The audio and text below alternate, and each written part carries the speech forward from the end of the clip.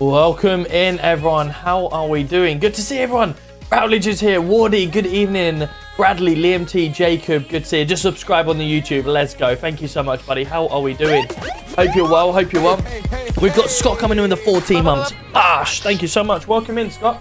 How are we doing? Hope you're having a fantastic evening.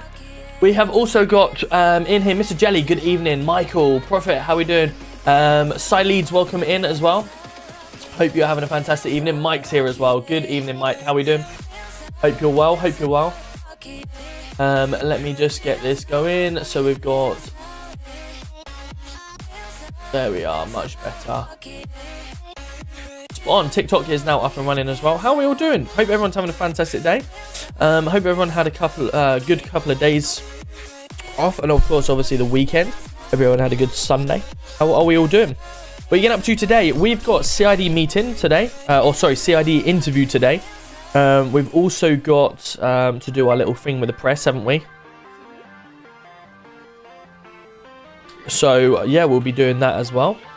And see what else we can get up to. We've got a new little graphics pack on as well. So I'm just seeing how that is. And then we'll go from there. Let me just get myself into the room so I can... There we go. I'll put myself over there just so we're out of the way. And then we can continue. So, good evening, Chelsea. Good evening. How are we doing? Hello, Treacle. How are we doing, Scott? Hope you're well. Rolled my ankle at work. Oh, no way. Good to hear that you're all okay, though. OB, welcome in. How are we doing? Good to see you. Beefy's here. Good evening. How are we doing? Good to see you. Also, we've got James. We've got Jacob. Let's go with the subs on YouTube. Welcome in. How are we doing? We got Callum coming in with the first rose on TikTok as well. Good evening. Good evening. How are we doing, everyone? Welcome in on TikTok. Hope everyone's having a fantastic day. There we are. Let's put that there and we're sorted. Hello, how are we doing, Chris? Good to see you. Shame I can't fly today. No, absolutely. Ah, here we go. Mr. Buds. Let me get myself across. Hello. Hello. How are we doing? I'm fine. Mr. Marks is accepting a settlement. Okay, perfect. What's he looking for? They stated £20,000, and I think Jacobson said something about a press conference. Yes, that's correct. Yeah, the press conference will go ahead today. I've got to go meet up with Zoe in a little while, but I can arrange to get that £20,000 to yourself to pass over if that works. Mr. Marks was going to come up here in an hour anyway. Okay. No problem. I've got quite a lot to do tonight as well, so with interviews and stuff like that. So just bear with me a couple of minutes. I'm going to see what's going on, and then I'll call you back. No worries. Perfect. Bye-bye. Cheers. Bye now. Cool. So welcome in, everyone. Hope everyone's having a fantastic evening. Trappy, Mr. Pickle also coming in with the Twitch follows. Welcome in. We've got Nathan. We've got Jenna. Good evening. Vex. How are we doing? Hello, currently doing Trojan in police in London. Nice, love that. Kieran's here. How are we doing? Lukey coming in with a follow. Thank you so much. Welcome in. Trap Plays FiveM. Welcome in. How are we doing? Liam T. Good evening. Hope everyone's having a fantastic day. Kieran's coming in with a heart me as well. Good evening, everyone. Right, are we ready to get this rocking and rolling, shall we? Let's go get myself thrown into uniform. Looking at joining CID? Yeah, absolutely. Why not? We've got CID we've got CID meetings tonight, or interviews, I should say. So you'll get to sort of see the caliber of people we're looking for, which is nice. Hey. Evening. G'day. Oh, that was. Oh, right. Really threw me off. All right, let me go upstairs and have a look. Cow's coming in with a 13. Gosh, 13 months, Cow. Jeez, that has gone quick. How are we doing? Good to see ya. Good evening, Venomous as well. Hope you're well. Let's go, Chelsea. Let's go.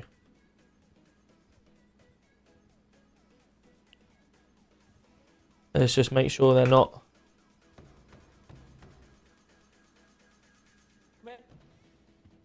All good? Well, you're looking smart. You need to take a cough sweet or something.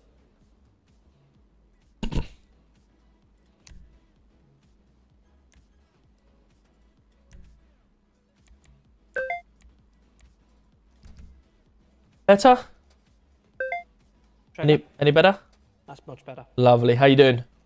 Very well, so how are you? Yeah, good. Looking smart. He's just daydreaming while he's on your computer, but... Yeah, no worries. Hello. Have you arranged the exact timings of these? Because I know there's 9 o'clock. 9 o'clock. Perfect. Yeah, they should be around somewhere, I think. Good news. Mr. Bud has rung me, and they're going for Mr. Marks has accepted the 20,000 settlement figure. Oh, brilliant. Obviously on the provision that the press release gets done as well. Yep. So obviously I said, yeah, no problem. I believe I did see him downstairs outside. So what I can do, I can get rid of. Mr. Marks was also looking to come up, but obviously we've got interviews first, haven't we? So I'll tell him. If we'll do the interviews. Mm-hmm. We'll go down and do the press release. Yep. And then we'll arrange a meeting with them to arrange the settlement. Should we say 10 o'clock ish? Yeah, I think reasonably. I think these should only take sort of 10-15 minutes at a time each. Yeah. And then obviously you'll need to go and record your press release. Okay. Your phone's got a taser attached to it. Hello. Hello, Mr. Bud. Any chance we can maybe push it to 10 o'clock or so? We've got two interviews to do firstly, and then do our press release, and we'll head down and meet up with yourself. Yeah, that's fine. Cool. Perfect. No worries. See you later. Bye-bye. At least that way you can say we've already been and done the press release. Yeah, absolutely. Absolutely. We've already done it, and then they can't say, oh, you might backtrack on it, etc. No, agreed. So what?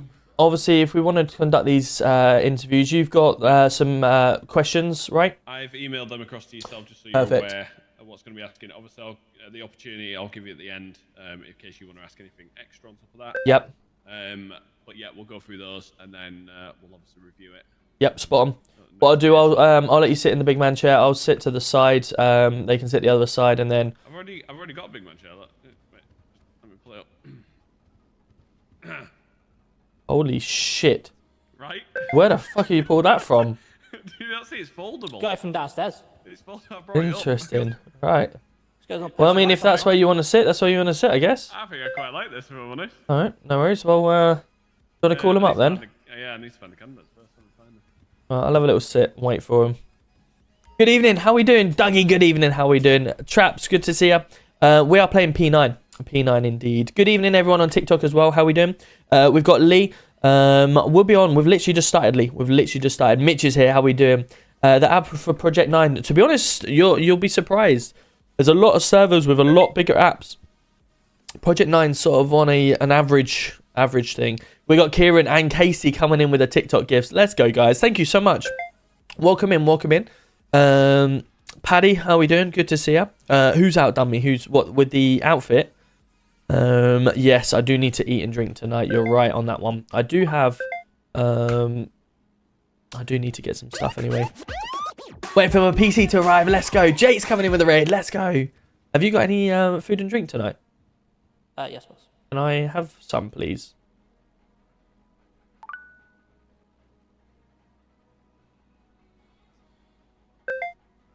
Of that, thank you very much. No worries. I won't start fainting now. So yeah, we're gonna get into it tonight. So as you guys already know, we're looking to get our CID up and running now. So Billingham is going to be doing the CID interviews with myself. Do you want us to? Are you sitting in, or do you want us to call you back? If you go out and sort the armed out, we'll call you and you come down for 10 o'clock. Yeah, I'm gonna have a word with a couple of them that's been on selection. Yep. To see what the thoughts were, and possibly bring some over. Yep. I need to clear it with Sinfields first and Wilson. Okay. They're getting offers come through for response. Yep. Like, we just don't want to nick all their officers, so. No, of course. No worries. We'll give you a call then at around 10 o'clock-ish, or if it can be earlier, it will be earlier.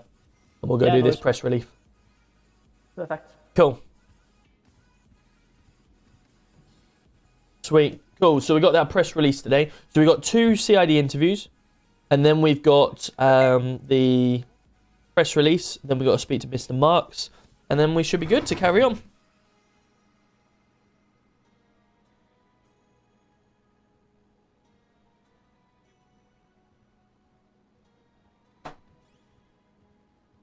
Who are the CID apps? You'll see in a second. You'll see in a second. They'll introduce themselves. I'm getting a new PC, Ryzen 5. Nice, cool. Yeah, I have got a TikTok that's being released tomorrow, which will give you an understanding of what you need to do to apply. And then the next day is the one with the PC specs for anyone that was interested. Ashley, good evening on Kick. How we doing? Hope you're well. Hope you're well. We are live on TikTok. We're live on YouTube. Yes, we are live on YouTube. Cool. Just wanted to make sure. Right, let's get on with it. Let's do it, chat. Let's do it. So I need to set myself to unavailable. Come in. Oh. Hello. Evening. How we doing? Okay. Good, mate. Yourselves? Yeah, very well, thank you. Perfect. Grab a seat, buddy. Right. Right, cool. Okay, so we'll get some minor formalities out of the way first of all. So if you can just confirm your collar number and your current rank. Yeah, it's Police Constable RC 1017. James Gordon. Can you just confirm your name for me as well, bud? Oh yeah, James Gordon. Okay. Wonderful. So, oh, bear with. I think there's someone at the door. Oh, I think they're going away. That's fine. Can you hear me and everything okay? It's a tad quiet, but I think I can. How's that? Is that better? Yeah, that's better. Thank you. Perfect. Okay. So, obviously, you know you're here for the CID interview. So, just go over things to make you aware. We'll go through some questions. We'll get some. Good evening, Chloe. How are we doing? Your sort of vision. I don't know what he's doing with that, Jay. He just whipped at his ass. A few questions. At the end of the interview, there'll be an opportunity for yourself to ask us some questions. And then from there, once all the interviews are taken care of this evening, myself and Evening, Marco. How we doing? back over those and hopefully come out with a positive. You'll need JK. You'll need a PC rather than a MacBook, unfortunately. Okay. So my small question first of all: is there a particular rank you are applying for in CID? Sorry, go ahead. No, carry on. Sorry. Yeah. Well, are you talking about rank as in a? Sorry, what's it? An actual structured rank? No. So why particularly would you see yourself in CID? What sort of role would you like to apply for? Well, the initial interest form that went out was for lead, but I believe that CID should be really run in a group. So anywhere within that group would sort of be my hopes. But that's down to you guys. So if you weren't successful at getting the lead, you'd be happy with taking another role within that? Oh, of course. And yeah. Perfect. Sweet. That's good to know. So first and foremost, why do you want to join CID? What has brought your interest into CID? CID's always been a sort of passion and favour to me, whether that's in different places. Evening, Joshua. Marky, good to see you. Something in PD that I feel Razza. sort of engages all of my abilities to the maximum I can put in. I believe that it will show my true potential. We do have dog handler, yes. Climb the ranks within PD, and hopefully, in good faith, it will. Believe that with careful planning, CID can run very smoothly and swimmingly. So I hope it's something that's always been close to me, something I've always wanted to achieve. Okay, good. Do you believe that there are any sort of key attributes that you could bring to the role? Yeah, been in the CID sort of scene in over in America. I know it's a lot different than here, but I believe with close supervision on a team, I doubt there will be many slips. But obviously we are all human; it will happen. But I believe as long as we act on it fast and keep maintenance will be a big part that I believe I can bring and sort of put onto others. Dino, 14 months, Dino. Dino, you're absolute legend. Welcome in. 14 months on Twitch, you legend. Thank you so much, buddy. How we doing? Talk me through how you would set I'm good, CID Dougie. up How you doing, to Holly? make Good to sure see you that as well. Welcome in, runs Tyler. smoothly on a day-to-day basis. Evening, Stephen. So the first thing, if I was to get head, would be set up a closely managed team within a group of 3 or 4. We'd look at potential recruits to bring in, and we'd set out some trainings and some interest forms to gauge a rough picture of who wants to be involved in CID and who has the potential for it. Again, go from there. As I said, do trainings, sort of scenarios, come back as a team and conclude. Then going forward, whether that's setting up subdivisions for certain areas of the city, whether that's gangs, violent crimes, major drugs, any sort of organised crime, we can get a certain unit to focus on that and make sure everyone's on the same page, get everyone to know where we're all at and make sure that we're not all just jumping on one task. We'll get into groups and units. Okay, so you believe obviously dividing the work and letting each area focus on each individual aspect. Is that right? Yeah. Okay, cool. In relation to obviously, you mentioned training. What sort of training would you implement as the head to ensure that potential new recruits coming over, or even existing officers serving in the role, maintain competency and progress? With already that's officers that are already within CID, I believe that any sort of unknown training, whether that's Got you to hydrate. they're not knowing and someone coming in and sort of ticking off a checklist to make sure it's going through the same motions are sort of inside you on it. But for newcomers, maybe go out to a certain area of the city and set up some obstacles and sort of scenarios of what would usually happen if it's a violent crime, or if we're looking for sort of evidence, we're raiding a building, take arm with us. No, Mark, I'm not the real police. Certain locations. I fix trains for a living. Potential intel on, scope out, and go from there. Really, just set it up as ADHD. Welcome in. How we doing? I'm Thanks so really much for the big heart, on the me. team part. Good to I see don't you. believe that Billy Boy, thanks for the one follow. man- It's not a one-man band CID. It's not one you can just rule on your own. Okay, good, excellent. So we'll move on to a couple of situational based questions, and then we'll go from there. So, can you describe to us a situation where you may have been involved or had to investigate a serious or major crime? What was your task within that? What steps did you take to in the investigation, and what was the result of that investigation? Sorry, can you repeat that? I didn't gather the first bit. Yeah. I got the last bit. So if you can describe us a situation where you've had to investigate a serious or major crime, what was your task? What steps did you take in that investigation, and what was the result of that investigation? There has been one recently. Obviously, with the absence of CID, it's not been an easy sort of route to get into those scenarios. I do like to gather the information, stick it on an MDT, and sort of wait until we can get involved. But there has been one recently involving Tim. As obviously you guys know the new recruit Tim. He was threatened over the phone with some pretty serious allegations, and was told to Hey, Trig. stay in the area of Yes, where he hands. is. Immediately, me and another officer requested an armed asset come down Hey, Ruby. and gather a position where they can impact immediately if need be. We also had MPAS overhead on standby. Hey, Luke, how we doing? Good to see you. We then got into certain positions where we were hidden, but we were very easily able to get out and assist if need be. We then gave Tim a little rundown of what we need. Just need him to keep his composure, get the information out of him that we need. ADHD, welcome in. Thank you so much for the bracelets. Let's go. It got a bit heated, and the male then struck Tim.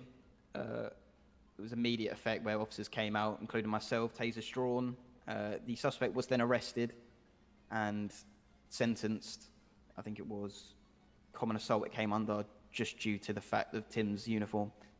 But we set up a good perimeter of where we wanted to be. We had, like I said, armed and MPAS just in case. We had thermals on MPAS, and we had armed just on a rooftop if sort of any serious firearms or offensive weapons came out. But yeah, like I said, it ended up the male being arrested and sentenced for an assault charge and failing to, police obstruction as well.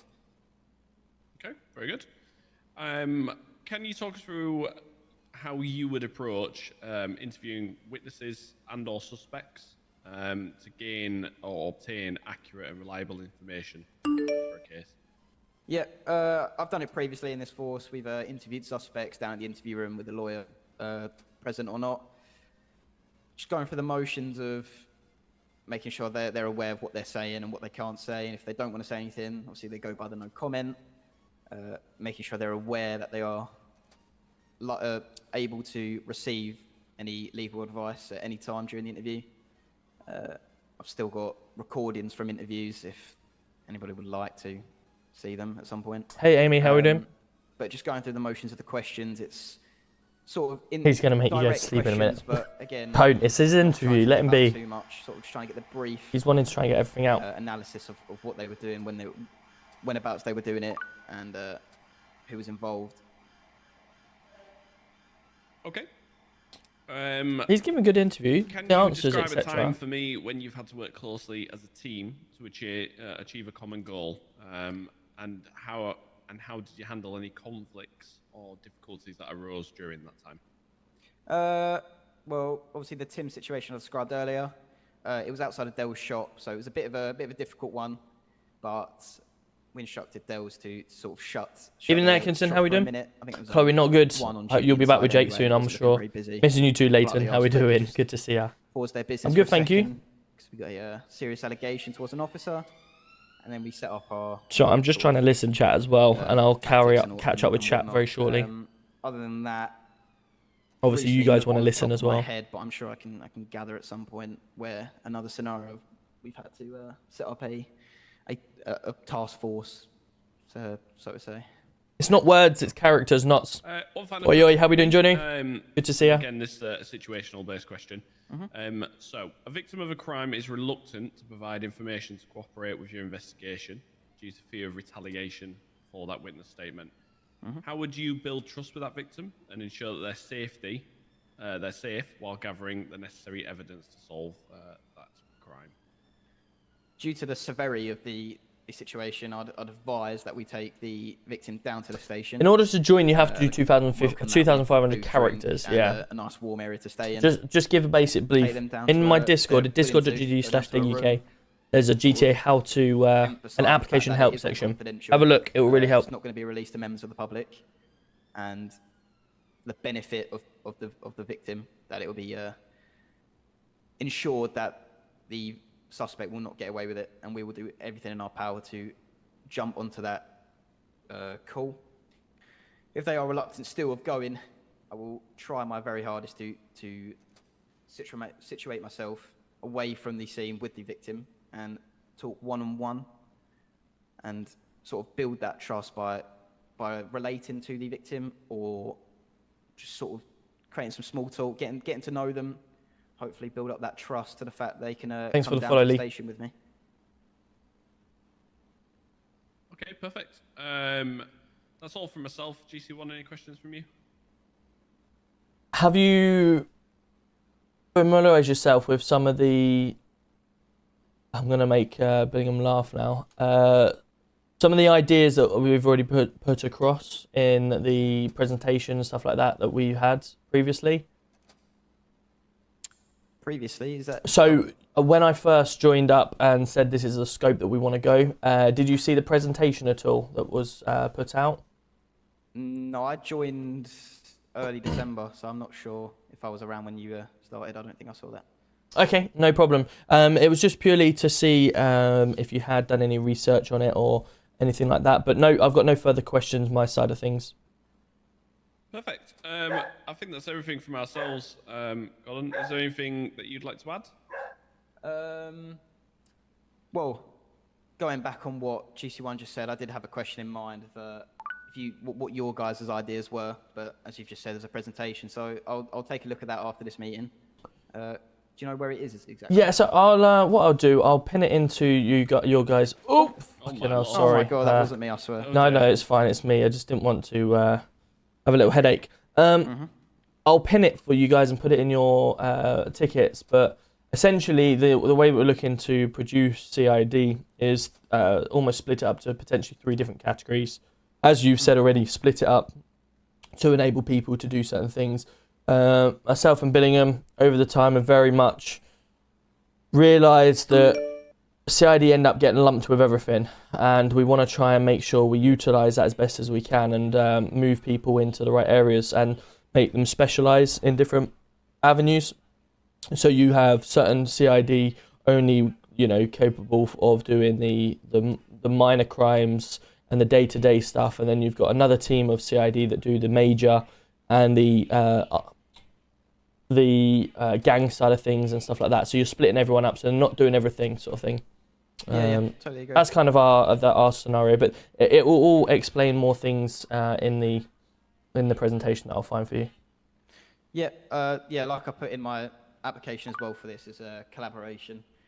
It's the fact that no sort of major crime should go unknown to any parties within CID. It should be a whole team aspect. That's why divide and conquer with the units, I believe, will work swimmingly with this force.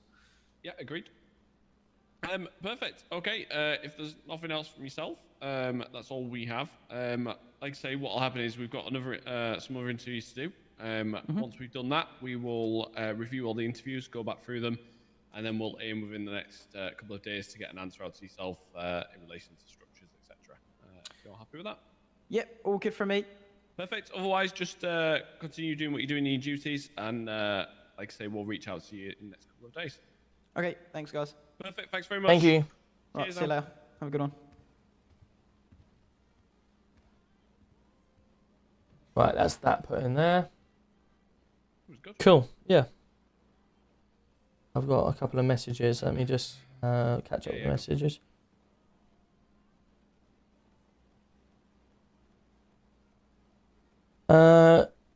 I'm outside PD. There's a crowd gathering. I think it would be good to have press conference on the steps of the station.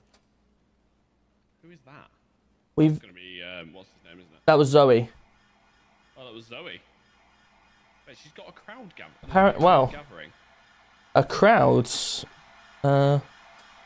Interesting. Okay. What kind of crowd? Angry crowd, support the police crowd, what are we talking? I think the last thing you want to do is go out there to make a statement in front of an angry crowd and get bottled in the process.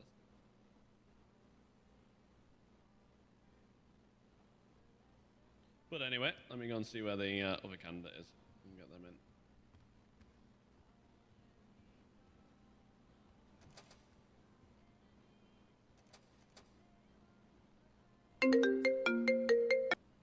Hello. Hello, mate. All right. Yeah, good, you? Well, it was until about 3 years ago. You're about to have probably the biggest protest in the history of the world outside PD. Something to do with a press conference. Well, I'm a bit shocked really because no one's been told about any press conference or anything like that. No. So I don't know how that's all come about. Who knows? But they're all about to turn up. I thought I'd just let you know anyway. We've just called all police back to the... Well, you can tell them to disperse because we're busy at the moment. I've already told Bud that we're not available for another half an hour minimum. I know, mate. Okay, cool. I'll leave you to it. Let you know anyway. Yeah, right, thanks, mate. All right.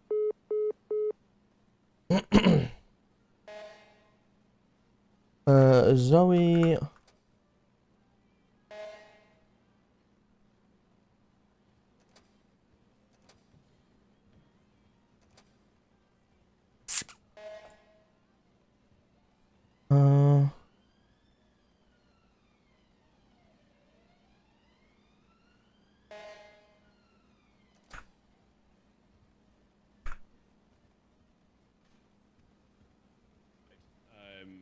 just a presence. At the end of the day, it's their right to protest, so let's not go heavy-handed and tell them they have to leave, etc. Let respect their right to protest. But just obviously for any breaches of the peace and stuff like that, just handle it delicately. All right, mate. Cheers. Bye, bye. So it's a protest.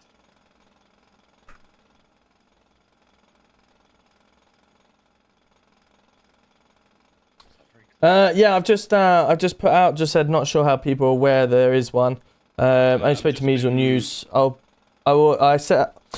would pop down at some point. I'm currently busy, so will not be attending. The crowds will be dispersed. Yeah, so Swifty's just ran the response of picked up on this intel that there is a protest heading towards PD as we speak. I've advised they have the right to protest. That is their right. Just obviously monitor for a breach of the peace purposes. But if they need to... Hello, Mr. Roberts. How you doing? Hello, Zoe. How you doing? I'm all right. I'm outside your station. Yeah, I'm a bit shocked, really. I'm currently busy. I know Mr. Bud messaged to me to say that Mr. Marks was coming down to have a chat or whatever like that. But obviously I said I'd meet up with you at some point at your place. I've currently got interviews that I'm currently conducting as we speak. So I'm not available at this time. However, obviously, when I've finished, I'll come down and speak to you.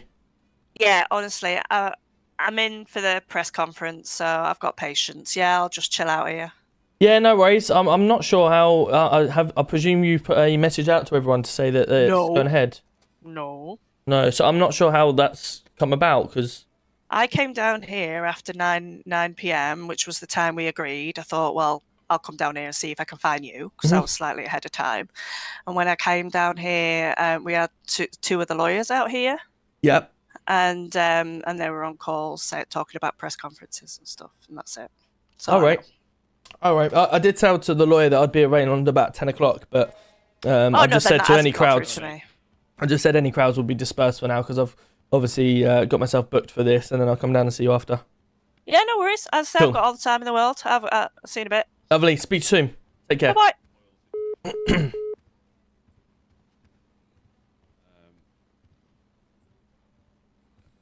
If we can just grab Sinfield to a side, advising to... it was being done in a... For, like, say, crowd control. It needs to be handled delicately. The problem is if this is a protest in relation to what happened and armed units are there, the likelihood for it to boil over and then become more of a problem is probably quite high. So I'd advise keeping armed away.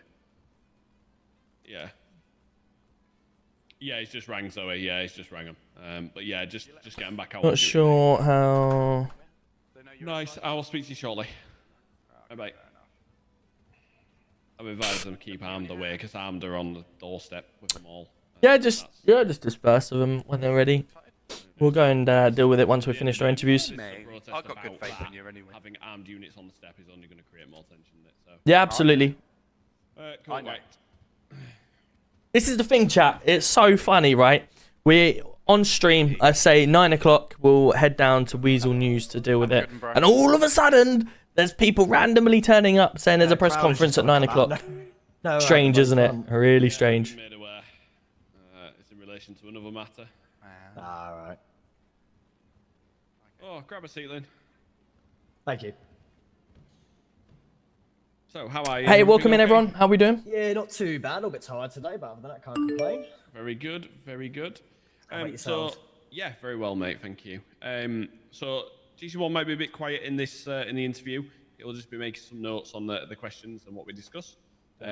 Obviously, he may at the end may have some questions himself, which he will do. Of course. But I'll primarily be leading the interview. At the end of the interview, there will be an opportunity for yourself to ask us any questions. So don't worry too much. You will get your opportunity to ask anything that's on your mind. So we'll just start with a couple of formalities first of all. If you can just confirm your current collar number, name, and what position you currently hold. Yeah, so my collar number is RCE 1025. My name's Liam Bigley, and I'm response. Perfect. Okay. GC1, you're holding a taser. Am I? Ah, sorry. There we go. And Lynn, is there a particular position that you are looking to obtain for this interview, from this interview in CID, or are you open to all positions? So I am open. However, I would like to go. Yeah, really for strange. head of You're right. CID. Okay, fantastic. Brilliant. Okay, so we'll ask you a couple of questions. Can I go do some RP? This is get RP, to know Michael. yourself, your sort of ideology. Tiffany, thank you so much for the flame hearts. Let's go. Welcome in. CID, and then we'll go through a couple of situational questions, and then that'll be the majority of the interview. Okay. Yeah, no worries. So I think first of all, the most pertinent. We're drinking. is We're just having a bit of why you- Fanta why fruit you twist at want the to moment. do CID. What's drawn you towards CID? So, investigating's always been something that I've adored kind of throughout my life. Before I moved to this fine city, I actually worked as a Yeah, lawyer, you're not bad. and a lot of my time was spent looking through cases, looking for the loopholes, looking for the evidences, all that kind of stuff. So it's something I've always kind of been interested in, but I never got the opportunity to actually go into it from a police point of view. So going and looking for that hard evidence on the kind of on the crime scene, or building up that case, doing things like the stakeouts, using the different tactics, things like that. And it's just something that I'm very, very passionate about. Okay, fantastic. If you were to be successful in getting the leadership role within CID, how would you structure CID? How would you set it up? What sort of training would you implement to ensure that any officers you're looking to bring over or existing officers within the unit maintain their competency within the role? So, training-wise, I like to use the word champions. Championing in certain sectors. So anybody, should I be in the head role? I'll be looking at what officers I have, what my team is, and I'll be looking to have those conversations to have specific officers championing certain areas. So whether it's narcotics, whether it's vehicle thefts, murder, things like that. So an area that specific officer is specialising in. The aim would be to have obviously all officers in a position where they they've got the knowledge behind them in all areas, but they'll have their own specific area that they kind of shine in, if that makes sense. Yep. Okay. So absolutely things like that, and we'll be looking at tactics, blending into crowds, blending into situations, training around observing, looking at the scene, looking at more than what's just in front of you, if that makes sense. Look for ways in, look for ways out, looking at the hidey holes, looking at the hidden spots, basically turning the scene almost into a game, looking for all those hidden trophies to aid the end goal. Okay, very good. So we'll ask you a couple of things on that. So a couple of, like, say, situational based questions. So can you describe a situation? I'll wait for the sirens to stop. Yeah. There we go. Could you describe me a situation where you, previously in the past or in previous roles, you may have had to investigate a major or serious crime? What was your task in that? And what steps did you take in the investigation to obtain a result? So within my current role, there was a situation where there was, I believe it was a store robbery, and there were 4 suspects within the vehicle. A chase had ensued. However, they did manage to get the kind of lead on us. Upon arriving up to where they were, it became very apparent that there was an RT. Evening, Wolfman. How we doing? Good to see you. We're just listening in for this interview, and then we'll be doing some more out and about stuff.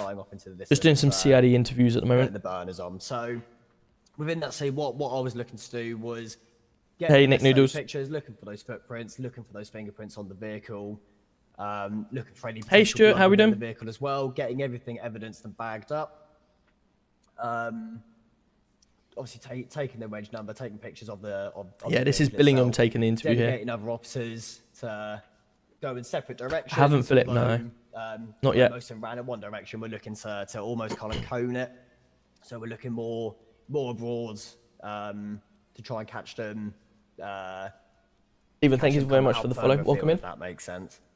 But for my primary kind of focus within that scene was to collect as much evidence as possible to aid us identifying the suspects. Okay, very good. can you tell me what sort of techniques you would use? Sorry, apologies. Yes. What techniques would you use to collect and analyze evidence in investigations that you take part in?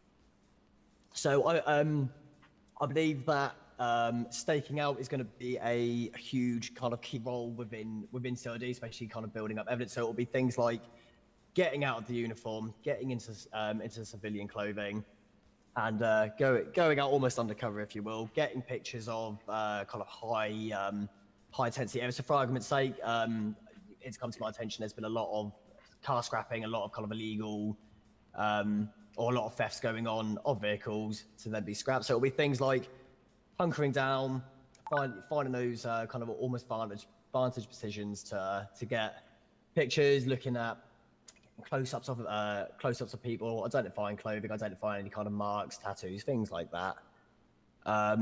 If it's in a more public space, we're looking at getting back into civilian clothing, getting out, getting to know the general public, building that good rapport with them, standing around in the crowd to keep an open eye out on kind of high intensity areas of potential crime. Okay, good. Can you describe a time to me? Sorry, apologies. That's the next question. So for yourself, how would you approach interviewing witnesses and suspects to attain accurate and reliable information?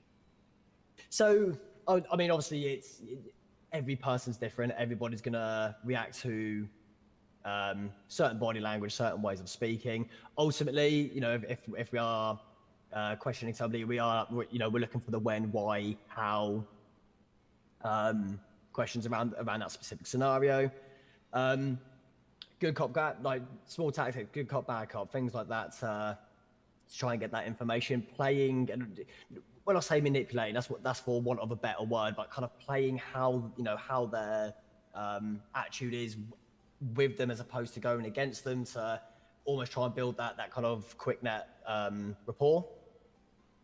And essentially, instead of being there to demand that information, being there almost requesting it, showing them that you're not there to do them, you're there to find things out, type of thing, if that makes sense.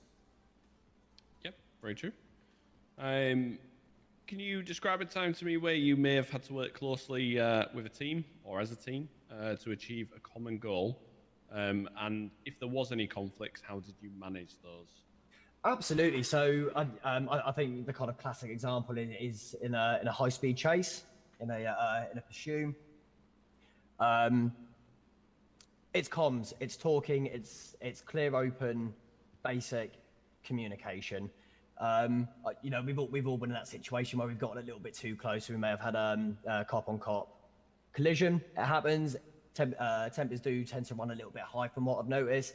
It's just about pulling back, keeping calm, keeping collected, and continuing to practice that teamwork within the high kind of high altitude state, if that makes sense. Okay, yeah, very good. One final question from me. Again, this is a situational based question. Okay. So a victim of a crime is reluctant to provide information or cooperate with an investigation that you're currently handling. This is down primarily due to fear of retaliation for cooperating. How would you build trust with that victim and ensure their safety while gathering all the necessary evidence to solve that crime? So, but ultimately, we're not. Although our aim is to get that information to complete the. Linz, how we doing? Good to see you. It doesn't. It's an interview for the head of CID. Specifically about that thing. Just jumped on. Welcome in, Andy. How we doing? We're just interviewing for a head of CID, criminal investigation department. That fear is very valid. The fear is well founded. We don't have the tactical support unit. Not yet, no, or public support, I should say. As a human being, It's coming though. We understand. We understand you're scared. We to an extent may know even how you feel, and it's just using hearts and minds and showing them that we're not that robot or that bad guy that people portray. Welcome in, Matthew. How we doing? Good to see you. Hey, Matthew. How we doing? Walking them through what support we can give them, what we've protection got two, and this is the second one, so this is the last one. About what that where that information is going to go, being open and clear and honest around, what their rights are to have their identity anonymized, all that kind of stuff. But ultimately, no, even before any of that, just speaking to them. You know, how's your day going? What you been up to so far today? Yo, Tyler's coming in the 4 months. Let's go. Bash. Thank you so much, Tyler. Welcome in, Taylor. Perfect. Very good. That's all the questions I have. GC1, any questions from yourself? Same question I asked before. Did you research into the presentation that was made on the ideas around the CID that we got? So I remember speaking to you about that. Unfortunately, I became rather aggressively unwell. So I wasn't able to kind of do further research into it. Okay, no problem. That's fine. Cool. Yeah, no further questions for me. Fantastic. Well, that's the end of Coming in with a hydrate. Let's go. Breaking Sam with the 9 months as well. Bash. Or anything like that. Thank you so much, buddy. Welcome in. So should I be successful to get into the role of head of CID, what support and training can you provide me to ensure that I'm giving my team the best that I can? There we go. Good question. That's what we like to hear. Good question. So for myself, obviously, I've got quite a long background within CID and a leadership role within that. From my side, I'd be looking to work with yourself in relation to giving you any ideas or anything that you're struggling on, any advice to help you produce the documents that you need for your team. And similar again for training, there's a plethora of training techniques that we used previously when I was there in relation to primarily ensuring that people were right for the role, that they would cope under the pressures that can be involved, you know, how to write long, you know, statements which would be fine for court, all that type of stuff. You will see, obviously, if you are successful, there is a plethora of documents that I do have, which will be available to you for reference. Of course, whoever the leadership team becomes in CID, I kind of want them to, you know, use them for reference, but put their own stamp onto it and produce their own documents for that. But yeah, primarily my role will be to assist you and offer any support that you need to get yourselves up and running, get your team established. And yeah, that's primarily what I am there for. I believe GC1, again, I won't put words in his mouth, again, is of the same ideology, although he gets very busy with the rest of the things. So with myself, you've got more of a dedicated person or point of contact who you can come to with anything that you're struggling with, any advice. You know, I've written this document. What do you think of it? Do you think there's anything I could change, etc., etc.? Do you think this idea would work? And I can offer you advice as to whether maybe, yeah, that would work, but maybe think about adding this in, etc. Brilliant. That sounds fantastic. Yeah, echo exactly what's just been said. You know, I've got all 4 divisions to run, but ultimately when I've got the guys below me, like these 2, and Zenfields, of course, you know, I get to a little bit more personal with the commanders, and I take a good interest in CID with some experience of my own that when I used to run CID. So yeah, I'll definitely be helping, and you won't be on your own at all. No, definitely. I'll echo that. It's not a thing of the leadership team will establish and then you'll just be abandoned to kind of run it, you know, as you want. We will be there as a senior leadership team. We'll be there to always for advice or things like that. And like I say, constructive criticism is always going to be there. It's the type of role that we do. So again, if there's something that I come to you and say, that's not working, you need to maybe change it or do this. Again, that's not me saying, you're not doing your job right. It's just me wanting the best for you and your unit, if you know what I mean. No, of course, absolutely. You know, I'm kind of with, you know, as a professional and as, you know, as a human being.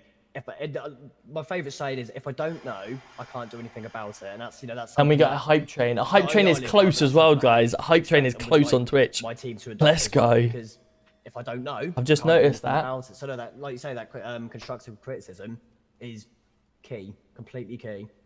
Yep, agreed. It's one of these. There we go. Jody just started the hype train. Choo choo coming in with the hype train. Let's go, Jody. Thank you so much for the brand new Prime sub. Everyone gets 1 free Prime sub a month. That is linked up with Amazon Prime, and you've used it on me. Thank you so much. Welcome in. How are we doing, Cal? Good to see you, my man. Hope you're well. Underpinning knowledge. Choo choo. CID duties, but see where the train's going to take us. I need to put that train on TikTok as well, so they can see it. Means that you can, as a lead in the leadership role, you can manage the team more effectively. And that again, that comes down to even just a basic thing of a chain of command. but again, we'll touch more on that once obviously everything is decided. In relation to that, what will happen now is myself and GC1 will go back for the interviews. We'll obviously go over them, and then we'll aim to publish a result within the next day or two to yourselves and the other candidates. If you're happy with that? Yeah, no, that's perfect. Thank you very much. Perfect. No worries. Anything else you'd like to ask before we conclude the interview? Not off the top of my head. No, I think that's all. Thank you. Perfect. Well, for now, just go back, continue doing the excellent work you're doing, and we'll be in touch shortly with the result. Yeah. Brilliant. Thank you very much, and thank you both for your time. Thank you, mate. You're welcome. Thanks, Lynn. Cheers now. Take care. Bye-bye. Very good. I believe so. Yeah, very good. Hello, mate. Uh, How's it 7 going? minutes. Interview Right. outside PD main gate, main reception. Right, there's that 7-minute video. interview. No, in 7 minutes. Oh, Or it can sorry, be whenever you I was you going to want. say, who's but, dictating this? Weaselloos Okay, are there. we'll I believe see. Mr. Marks is there. He wants it done publicly in front of everybody, Right. not just at Weasel News. How does he know about that? How does he know that we were going to go make a state? Like, and now suddenly we've got people. I so don't it's allowed understand how it was this time anyway. I said I'd go speak to her down there, but oh well. We'll She's go. there, lawyers are there, Mr. Marks is there, and the general public are there as well. Right, let's do this. Let's do this. Ba-da-ba-ba. Let me put this in here as well. How's the Lynn. mood, Swift? From who? Just from the general public. General public, they're calm at the minute. I can only hear one person, and it's a giant teddy bear.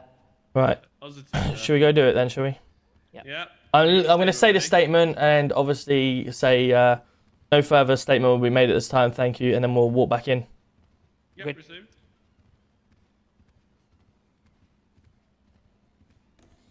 Cool, let's do it. Let's do it. Welcome in, everyone. How pose? How we doing? Good to see you. Rory's coming in with a heart, me. Welcome in. How we doing? Put your cap on. Let me see if I can. The only annoying thing is it goes. He was going to put a mask on then. No, no, definitely not. You should put your hat on, though. Look, look. It pokes through. It's a haircut, though. Start with me.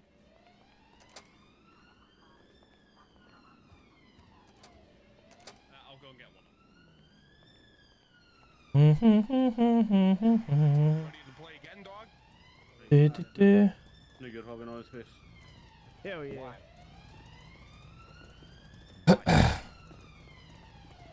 Hello, Zoe. You right? Yeah, you. Yeah, good. You bought all your camera equipment and everything, yeah? I have. I'll just go get it out of the van. I'm going to need Perfect. you to really shout, if that's okay. Yeah. Do you want me to stand up here and say it? Yeah. Yeah, in the middle. Let me just go get the camera. Yeah, no problem. Hello, mate. You right? Hello, mate. Well, I've been better, mate. Why? What's going on? Oh, I'll talk to you later. Just rumours. Oh, okay. No worries. Sounds good. And this. Well, yeah, I don't think we need all this police presence, if I'm honest. Like, people aren't really... All it's doing is giving them ammo to, because they're saying things that obviously they're just doing their job, but everything, you know what reporters are like, they're just twisting it. Yeah. Yeah, no worries. So- Right, let me... I've got this prepared statement anyway. We'll say that... the idea is we'll do a prepared statement. I'll say that's no further statement from the police, and then we'll all obviously disperse and walk back in. Yes. All right. Cool. Yeah. Hold on, sir. Yeah. Can they come forward, or is that going to be an issue? No, of course they can come forward. What do you mean? Forward? You want me here, Zoe? Yeah, in the middle. Let's go. They can move. Yeah. No, I want to come. Yeah. Anyway. Get the shot. Jacobson, can you explain to me what in the God's name is going on? Tell me when you're ready, Zoe. Hi. Traffic perfectly is about ready. 103. In 3, 2, 1. Action. Good evening. My name is T.Roberts, Chief Constable of Project 9 Police Department. P9 were called to a confirmed firearms incident where unfortunately 2 members of the public sadly lost their lives by unknown offenders. During the incident, a vehicle was sighted nearby our officers. Believing this vehicle may have been involved in the shooting, our firearms officer attempted to stop the vehicle.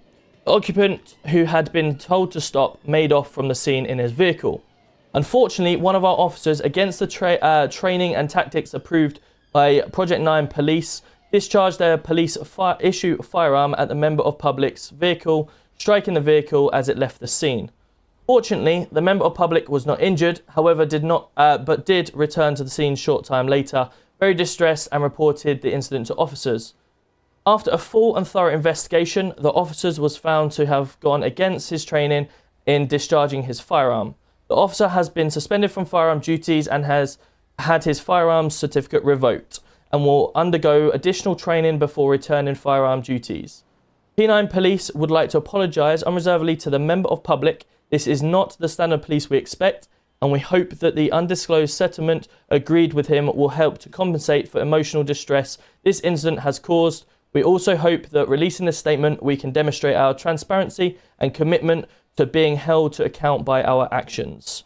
That'll be the end of the statement, and thank you very much for your time. What about his compensation? Thank you, guys. What about his compensation? And the penetration. We want justice. We need justice. What's compensation? Cool. No, Very absolutely well nailed handled. it. Yeah. Yeah, very well handled. Yeah, very good. All good? Yeah, very Cool. good. Right, let's Also, send we're our gonna shout. officers back. I obviously didn't listen. What about his conversation? I said undisclosed conversation. So He Well, let's is get full of, rid of he is them full of and fluff, hopefully isn't they'll he? just- yeah. At the end of the day, if officers disappear, then what can they do? Get everyone to go back on state 2 and respond to calls, and I'll head out there as well. Just done that. Cool. In terms of settlement, how do we want to reach out to Mr. Board to arrange? Mr. Bud is due to come down at 10 o'clock anyway with Mr. Marks for that outside. exact thing. Yeah, perfect. We'll. So I'll give him a call now it and is tell 10 him to o'clock, come in. I was gonna say. Yeah. It is 10. I'll give him a call to come in. Yeah, yeah. Hello, sir. Hello, how can we help? Of course, bear with me a second. I'll get someone who looks after the response to Hello. Mr. Bud, how we doing? I'm alright. Good. Do you want to bring Mr. Marks up and we'll get Mr. this Marks. compensation? Mr. Marks. There is a Mr. gentleman Marks. that's got- Fuck, he's running away from me. Right, we'll come upstairs. No worries. See you in a sec. Bye bye. I know there's Well, Yeah, Right, normally okay. there's one. the- If you look on the right of the phone, on the blue piece of paper, it's on there. I have to give credit as well to Frosty. He's probably listening right now. Oh, Hello, how you doing? Was that okay? Did you get that okay? it was perfect. I got perfect sound and everything. It was really good. You covered everything as I would expect in a statement, so I didn't have to ask any questions. Amazing. Perfect. Cool. I wanted it short and sweet and obviously disperse when we're finished, so to save everyone hanging around, lingering, etc. Yeah, and everybody's already dispersed, so it's really good. And Amazing. It'll be out tomorrow. I've already got everything pre-ready, so just a cut and edit, shoot it, and I'll tag you in the channels if that's okay. Perfect. Sounds good. All right, buddy. Thank you See very you soon. much. Bye now. Bye. So is that system still down? Yeah, if he's in here, Frosty 1022, absolute legend. Welcome in, and yeah, a big shout out to you. Big shout out to you as well. Right, I think here he comes. Here we are. Okay. Mr. Bud, how you doing? yeah. Perfect. Right, If you want to Mr. bring Marks. through Mr. Marks. Are you about tomorrow? Is he allowed a personal friend with him? Just he's a bit weary in this place now. Is that alright? Time That's up to you guys, I guess. Alright, that's fine. then. Perfect. Cool. Okay. Right, if you'd like to follow me. Why are they still looking at me like Before obviously we do go further, guys, if we can conduct a search on yourself as you're coming through the station. Yeah, Have you guys sure, got anything on you sure. that may stick Sabapocus? Yeah, but it's, Just put yourself on him. Yeah, Please put do it yourself for me. to 6 Oh, up off army. Jason, you haven't got anything on you, have you? No. I'm alright. My name. give you a quick pat down. Or Oh. work, police action, search. There we go. Fine, mate. I Love can't that. see them. A gas mask? You get like a jump gas mask? What a gas mask? No, are they your That's not knickers? sticking. Perfect. Cool. Yeah, man. I'm not judging, sir. I was just Yeah, you're asking. okay. Just asking. Thank you. Thank you. What was that pinged up? Are we all okay? We still live? No. Hope so. No. Thank you. Alright. Cool. Right, let's go. Brilliant. After you, sir. They smell like fresh beans. Cool. That was good. That was very good. How are we doing, Anthony? Good to see you. Benji as well. Chaotic Frankie, good evening. Connect your Amazon to your Twitch. Yes, exactly that. If you want to subscribe for free using Amazon Prime, you can do so by connecting your Amazon Prime to your Twitch, and then it's called a Twitch Prime. When you go when you click the subscribe button, you're able to see the little tick to say Twitch Prime, and then you can subscribe for free.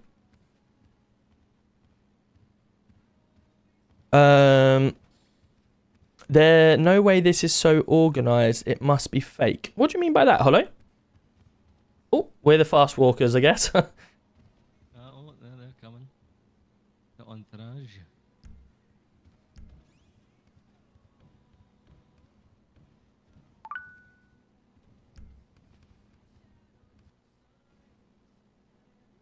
Oh, what? No way. No way have I just crashed. Oh, now you can see me big screen as well. Full screen. Oh, bear with me a second, chat. You can see me twice. Oh, no. What a dramatic ending. Yes, it does have to be on a desktop if you are Amazon. Oh, now you're in a queue. Oh, come on.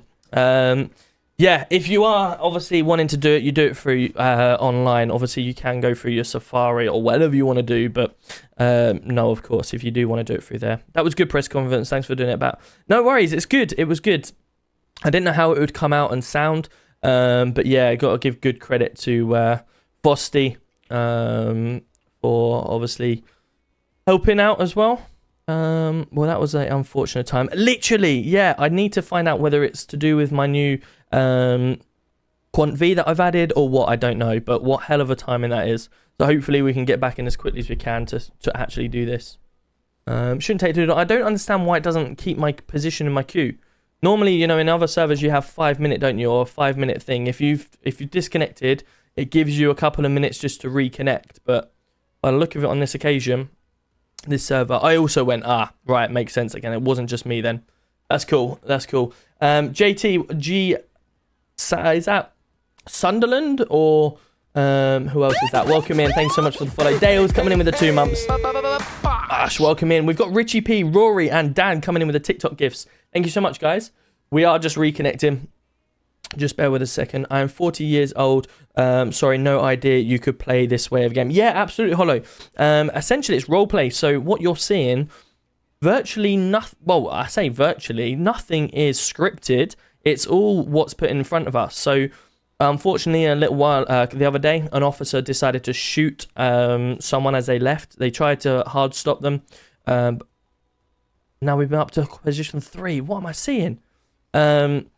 Yeah, we tried to hard stop them, and unfortunately he drove away. So one of the officers shot at him and caught his car. So obviously the officer had been suspended and retrained, because obviously that's not what you're meant to do, because it's an unlawful shot. And as the head of PD, it's my job to obviously make sure that the public, it's in their best interest that we've that, you know, we protect them, and they want to make sure that they're being protected. And of course, that's exactly what I've just done. I've done a statement to Weasel News that, don't worry, something's happened, but we've now obviously pushed it on and it's all okay. Yeah, it is Sunday. Nice. I've seen your vids on TikTok and finally found your account. Love that. Welcome in. How we doing? Thank you so much. Go to Safari, search Twitch, blah, blah, blah. Then log into that. Do you have any in real life cops in? Yes, absolutely. Yes, there is quite a few police officers that are actually in the city. Cal's one of them. And you get to kind of know who is and who isn't. There's a couple of the lawyers as well that are ex police as well, or current serving or whatever like that. So yeah, there's lots of people that I've met and roleplay with that are either serving or ex police, which is nice actually, because you get to see their standard, but also push to try and get some of the information out of them to improve our standard, sort of thing.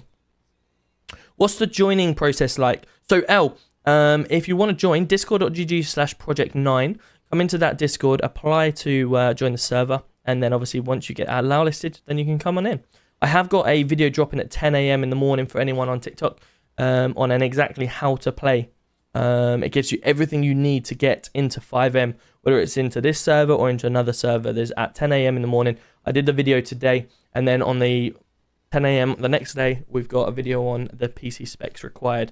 I'm going to start doing some more tutorial videos for everyone because I get a lot of people ask questions around what happens when you die, what happens when you do this, etc. If I can try and put that into TikTok videos, it should hopefully help people.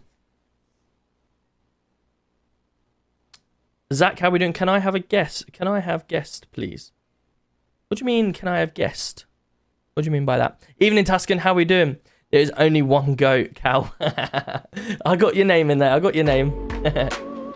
How often do I stream? So I stream roughly 3 to 4 times a week. 8:45, 9 o'clock after that time. Purely because I've got kids, so I need to put the kids to bed. And then, yeah, anytime after that.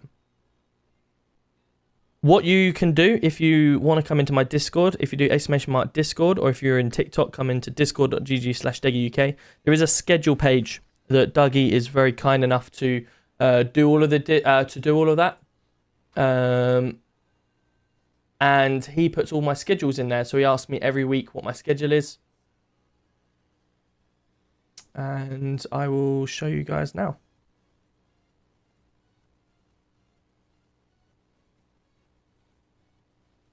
Oh. There we are. That is this week's schedule. So we're live tonight, tomorrow night, Wednesday night, and Thursday night.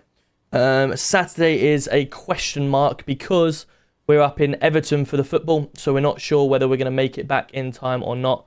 But we'll play that one by ear and hopefully we can be back in time. But if not, we'll have the night off.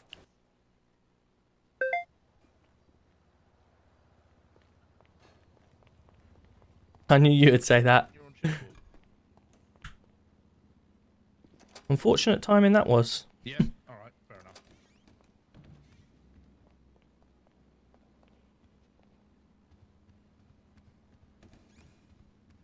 Well, if there's going to be a time, it's now. Yeah, I also had a bit of a headache, so don't worry. How did you get... What the... Ah!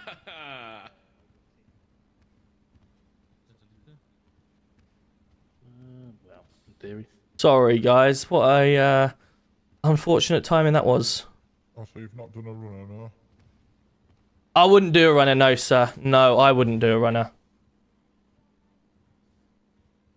See that little dig?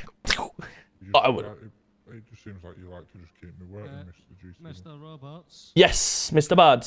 before we begin this, do you want to sign a settlement offer?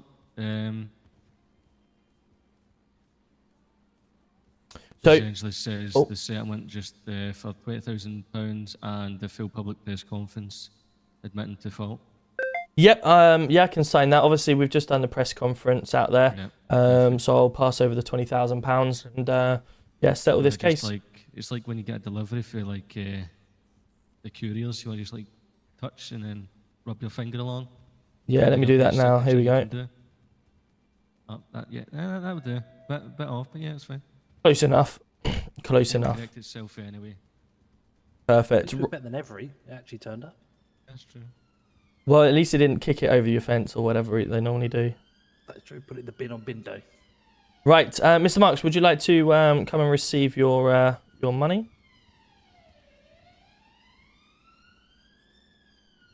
There we are. There's £20,000 just received to yourself there.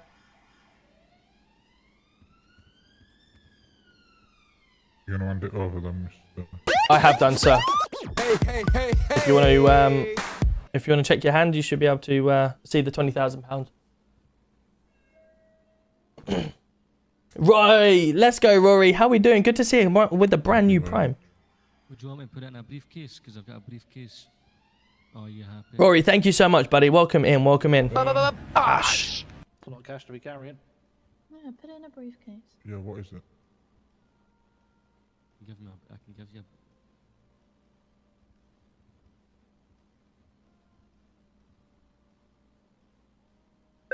Tell you something. You should get a wallet or a briefcase. Perfect things. Briefcase? Have you got one? Oh fuck yeah. Oh, What, you okay? What are you doing? I'm opening it. Fuck. Yeah, head out the gutter. Oh my lord, what was that, Dan? Fuck's sake. They sound pretty sexy. Oh cow.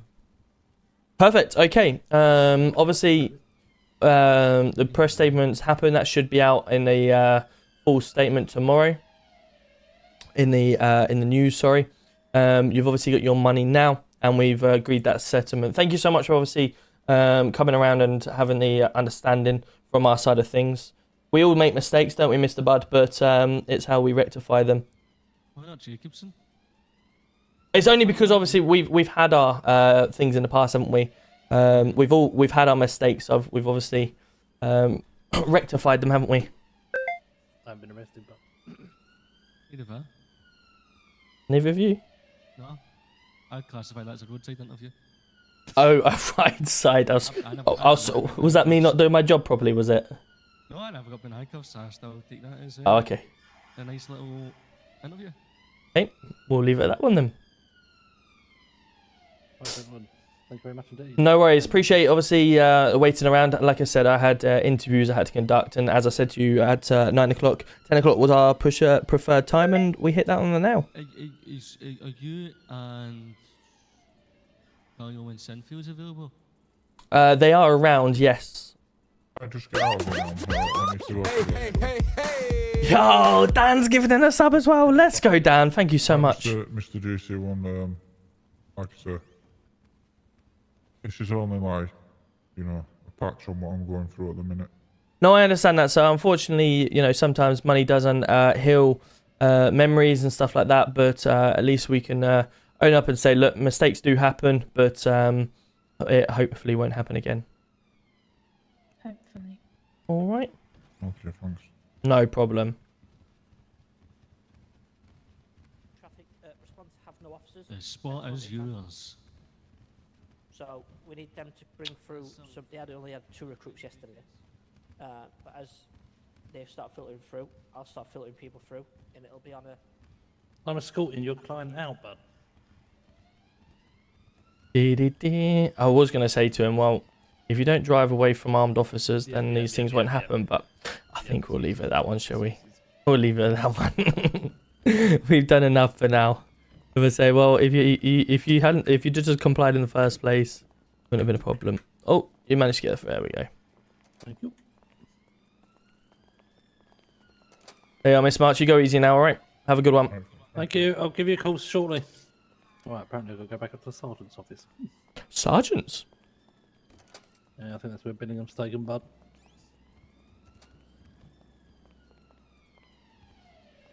Youngs, how are we doing? Good to see you. Welcome in. What happened here? Yeah, an officer opened fire on someone that fled from a firearms scene, and it was deemed unlawful. So we had to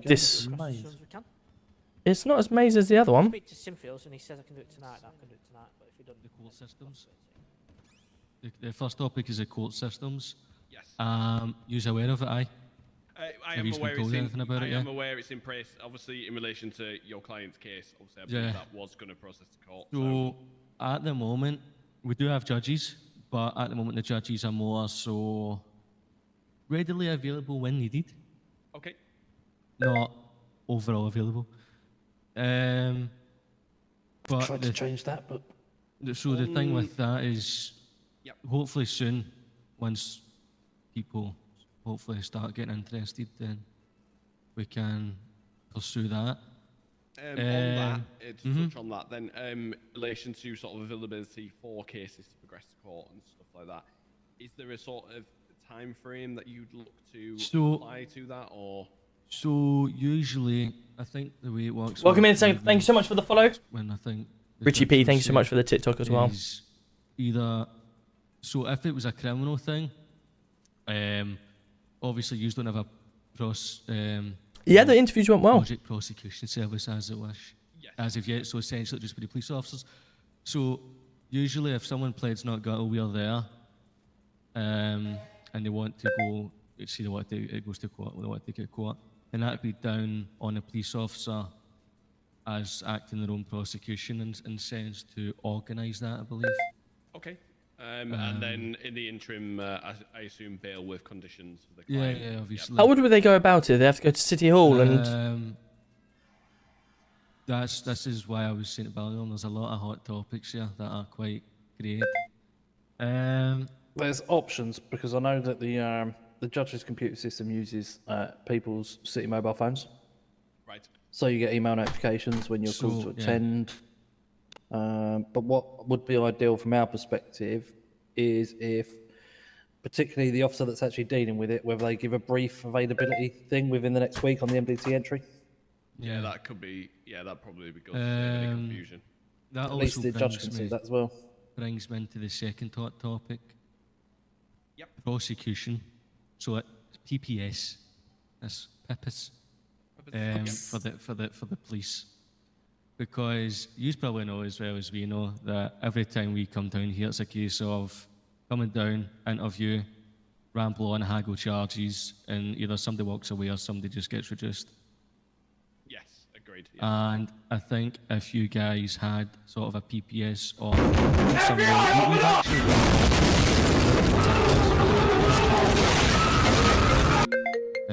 about doing shit like that. Because at the moment it's a case of, as I said, haggling Obviously, charges. with your permission, of course. Yeah, of course, yeah. And it's something that I've told you with. in the Excuse me a past, second, if you don't mind. In relation to sort of like say PPS/CPS type of thing. To Hello? Hello, mate, all right? Yeah, good you? Yeah, Mr. Ravy has come to the station. He wants to have a meeting with myself, you, and Simfields. All right, okay. I have No no worries. idea what it's about. He won't say. I'm in the sergeant's room at the moment. All right, see you in a sec. Cheers. You know, we need to get myself out of it in a minute. Obviously, standard defence and civil. Of course, yeah. But obviously, what we've noticed recently is a lot of the time mishaps when we're down in the cell speaking with officers about charges. A lot of it's just articulation of a charge. For example, someone getting charged with dangerous driving and careless driving. Yeah, which or, is one or the other, isn't it? Or someone's DNA's fingerprints are found in someone's own car. And obviously to mitigate that, which would be very beneficial and for some people or someone or whatever, to do the hard work for the police officers and tell them. In terms of the litigation side, agreed. And basically just tell them, I wouldn't put that, or even if they could help them out, I would add this as well because. Or you need to go and get this bit of evidence to support that. Yeah. Because at the moment it's a case of a lot of police officers are essentially freeballing. Yeah, and it would certainly, like you say, offer a support mechanism to the officers. So in terms of any evidence, they can run it through the PPS/CPS or whichever we call them. But Then the they only can, like you problem say, with offer this feedback. is the bar test is in the City Hall. Right. And I think it's you have to answer correctly 8 out of 9. Right. Okay. A But very yeah. strong threshold then. There is the questions And it's are quite tough. the questions are quite there. I had a fella come with me today to pass to get through the bar. I think he got 3 out of 9. But yeah. So that's a thing as well because we had a fella yesterday come through to us. What kind of sweets? We're eating sweet cabinet. If you do exclamation mark sweet or sweets in the chat, it will give you a link to a 10% discount for the sweets that we're playing. You're a good role player. Let's go, It chat. would be preferred to be an officer on the street. He tried to. He Thank said you. he'd like to do part time, but I was like, that's not up to us to tell you what you can do. But Yeah, I think it's one of those, isn't it? It's a very niche role. So it's similar to like CID and things like that. Certain people will be interested. Certain, that by fire there probably will be a small minority that not. I do have an idea which I'll discuss. There is potentially one officer who I've spoke at length with about this before, which he may be interested in. So that's something that we can approach with him. Because I'm for obviously, what officer's that? Smith, who was in professional standards myself. Oh yeah, Makes sense. He'd like to see whether he will be in a position to be able to take something like that on, maybe not. But again, it's something we can discuss with him in terms of ideas and implementation if it's something we can achieve. Because it's something as well. Like the whole justice system doesn't just is all of us essentially. Agreed. And what we're trying to do is try and get the people that want to do it in. Because We it's are very, ridiculously lopsided. It's, yeah. Yeah, Not I mean, just From not my just us perspective. against yours, but with judges as well. Like Yeah. the way the whole system works with the courts, it needs, you know, not 24/7, but readily, you know, available Yeah. at So any you say moment. to be able to streamline the process. From Exactly, that, so you because say, yeah. you could have someone in the cells that, you know, I say the word bench trial, but it's quite opted. Indictable charges, so trial without jury, essentially, we'll just say that. In a Basically, magistrate. It's basically a bench trial, but if that was to go ahead, then now it's not very, what would it say, it's doable. It could be doable if the judges were available, but doable in a sense of not. But hopefully, if we get this, the justice system in a sweet spot, then stuff like that we can eventually start doing. Agreed. Yeah, And happy. I mean, from I know, same from GDC one side as mine, I'm a huge advocate of yourselves and, like you said, the judicial system in a whole, because it does push, from a policing perspective, it pushes ourselves to be better and elevate ourselves in knowledge base and stuff like that. So I'm a huge advocate for it. Like you say, it's just the intricacies of introducing it and then working around it, isn't it? I mean, it's one of those ones because, fuck, me and Jacob's been in the police reception the other day, and when we were talking about courts, and one of the police officers went, "Yeah, I'm a good police officer. I'll never go to court."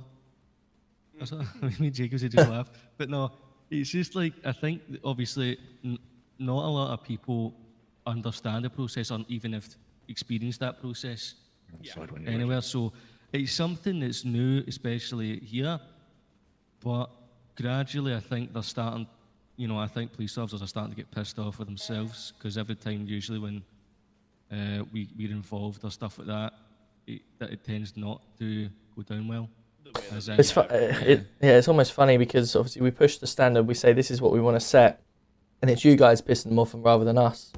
So you're kind of doing our job for us. That's your favour, then. Yeah. But but the thing is, like, it's the standard stuff. Like, officers involved, you've got all these officers, but like we say, right, this officer said this. Well, where does it say that in MDT? You've only got one statement here.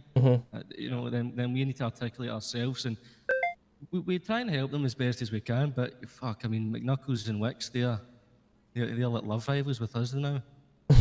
Yeah, it is always a difficult one. I mean, for speaking for myself in previous roles, I think in CID, etc., it didn't matter to me. You know, if I had the evidence to charge, then of course we would work with the solicitors to progress that charge. But ultimately, if a solicitor came back and you know, questioned evidence, there wasn't enough evidence to charge, I was more than happy to always let them go. It comes with the role. Well, we had like that you say, the other night, didn't we? With we did, yeah, of course, GC1. yeah. And like I said to the student officer, you know, he's done what he believed to be the correct action at that time. But of course, just because it hasn't to a charge, it doesn't matter. You know, we're not always about getting the, you know, the, once in a better word, the win. Somebody would refer to it. It's not always about that. It's about the process around it, and you know, what is created from it. If you know what I mean. Yeah, because that's essentially what we want to see every time we go down. We question evidence. We get paid regardless, don't we? No, Whether we win or lose. So we question evidence. The police officer's like, yeah, fair enough. Yeah, didn't get that. And the next time, if we deal with that same police officer in the cell, we are hoping that obviously they've got, you know, like the learn from. Yeah, so he's upped his game on what you told him last time. Yeah, Essentially learning from previous, like, because we've had previous police officers that the first time they've ever had an interview with us, you know, they fumbled it. Like Jacobson had one where the pace within the interview wasn't even done correctly. Then the next time we had an interview with that person, everything was done perfect. So it's a case of that. No, I agree.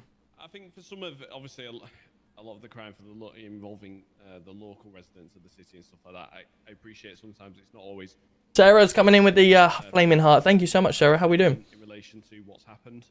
Are you ending the game? No, Leo. I mean, No, I'm not. From a legal standpoint, I would always say that. Link up. How we doing? Yeah, unfortunately, some meetings do take a little bit while or whatever, and they can be boring for people watching. But ultimately, sometimes it have to be done for roleplay perspectives as well.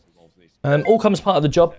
Yeah. But we don't always sit in meetings as well, so just because I'm off for a few days and things have In happened. those sort of scenarios, we usually say to them, essentially at that point, it's like he said, she said, you know what I mean?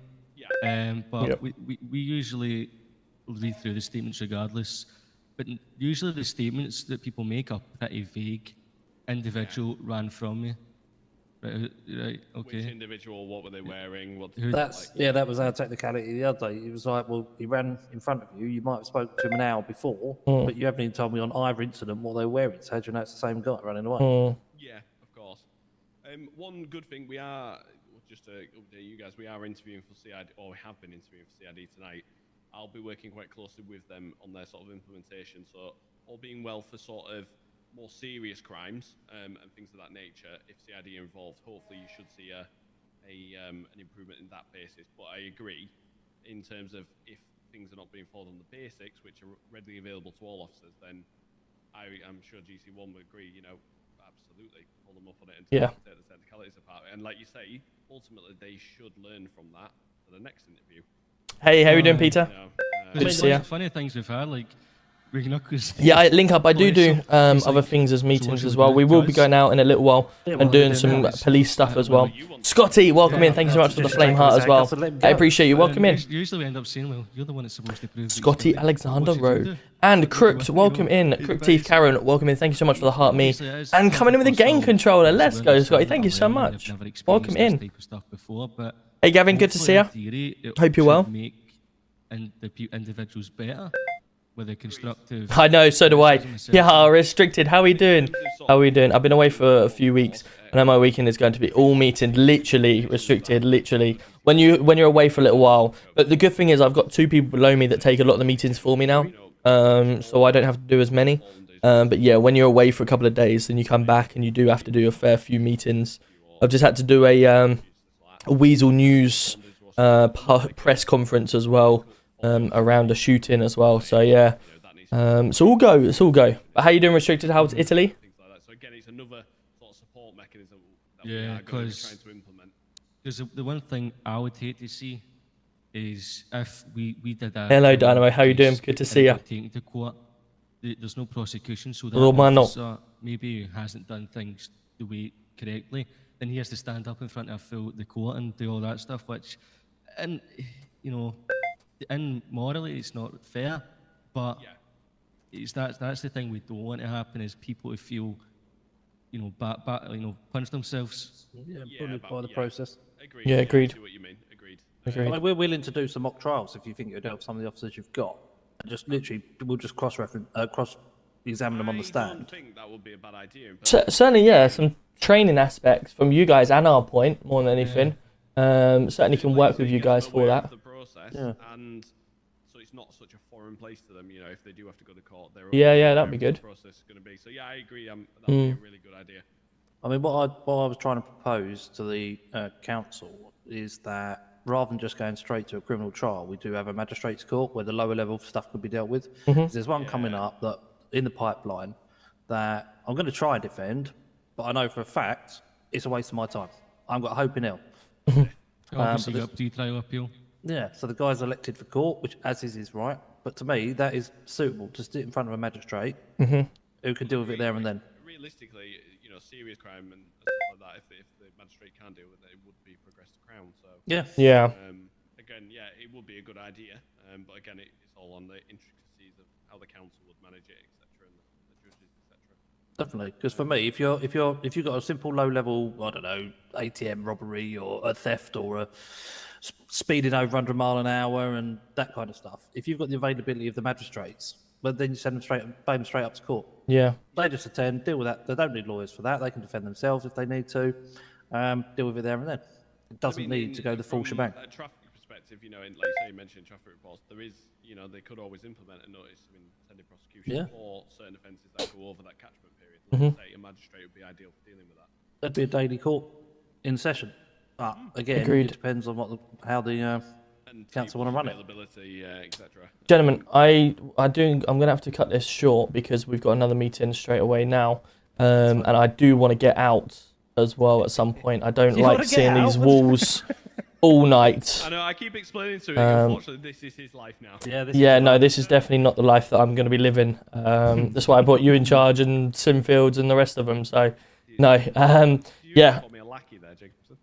We'll catch up again. We'll catch up. I think the bulk has been discussed, which is good. Any further questions, we can meet up again. Yeah, and leave those ideas with me, Jackson. Claire's coming in with the flame hearts, and Crook again with a GG, and Scotty's coming in with another tiny Diny. Thank you so much. We can obviously, if there's any further things you want. Overtime was good last night. Overtime was good. Got it done. And yeah, day off today.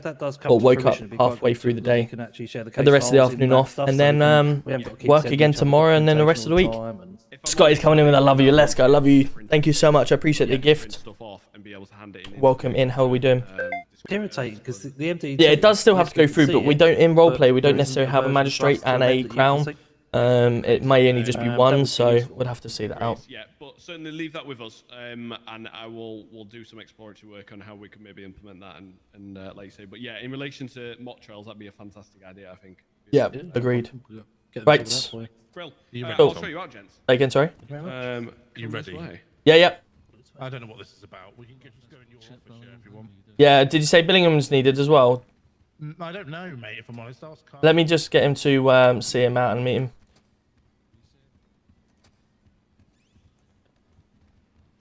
Billing, I'll meet you in my office. Oh my god, apparently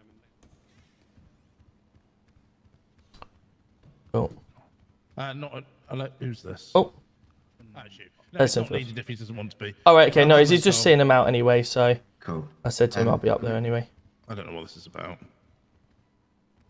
He's flown in especially to do it from his home. Hello, mate. You right? Just wait for Simfos. How are you? Good. You? Yeah, I'm not too bad, thank you. Good. Good.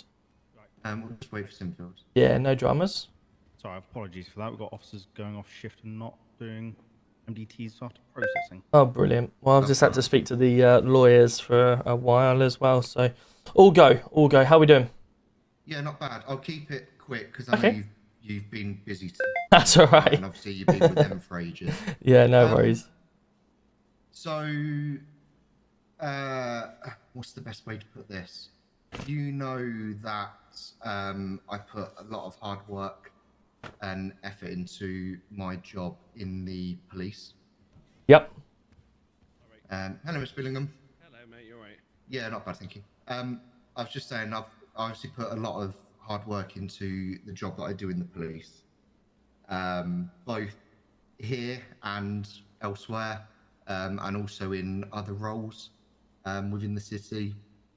And I have had a little bit of a conversation over the last day or two with myself, and I have taken the decision to change careers. Okay. And I would like to give you 5-7 days notice of my resignation to allow for a handover period and somebody to replace me. Yep. This is by no means a reflection on anything, probably contrary to what some people, not in this room, but what some people may believe. This is a personal decision. I would like to focus more on my outer city role within the emergency services. Yep. And also pursue a career that I can do part-time. Yep. Because my availability is going to be dropping in the coming weeks, and I might only be able to do a shift or two a week, as opposed to 5 or 6 that I'm currently doing. So I think it would be a fair shout to pass the reins, step down, and give someone else an opportunity that they deserve, because there's a lot of good officers in this force, and maybe give something else a try. Hey Gavin, how we doing? Firstly, I appreciate your honesty, and obviously recognition of maybe your own current situation. It's just really good. A lot of people struggle to recognise that, and try to keep it going, and then realise they've taken on too much or whatever like that. So first, it's really good that you've recognised that, and openly want to come out and try and help that and change it, but also having the best, best of interest for the police department, being the fact that, stepping aside, letting someone else have a go, and knowing that you're not going to be able to maybe fulfill certain things. That's really good, and I respect that fully. The next question obviously would be, where do you see yourself within the police force, and where would you potentially like to pursue? So what I would like to do, and I'm gonna have a discussion with think of the best way to word this. I'm gonna have a little conversation in the next couple of days with the IT department. Okay. And discuss about becoming like an EMS liaison between all the emergency services and the IT department, much like I do a little bit at the moment, but focus a little bit more on doing that. So I won't be employed by the police or NHS or fire. I will be I'll work for an IT company, or however you want to think about it, and act as a liaison for EMS. But I haven't pitched that to them yet, so I don't know whether that will get taken up or not. But I am going to be 100% leaving the police. Okay, no problem. And obviously the third question then would be, we spoke last week when we did all the changes, and you're obviously actively looking to sort of get someone into your position in order to, move or look to push yourself for obviously the higher spots. Who has stood out to you directly so far that may look to go into your sort of positions? Who would you be pushing forward as the next candidate to lead response and obviously second it? Matty Johnson has really stood out for me recently. Yep. Wick, also very, very good.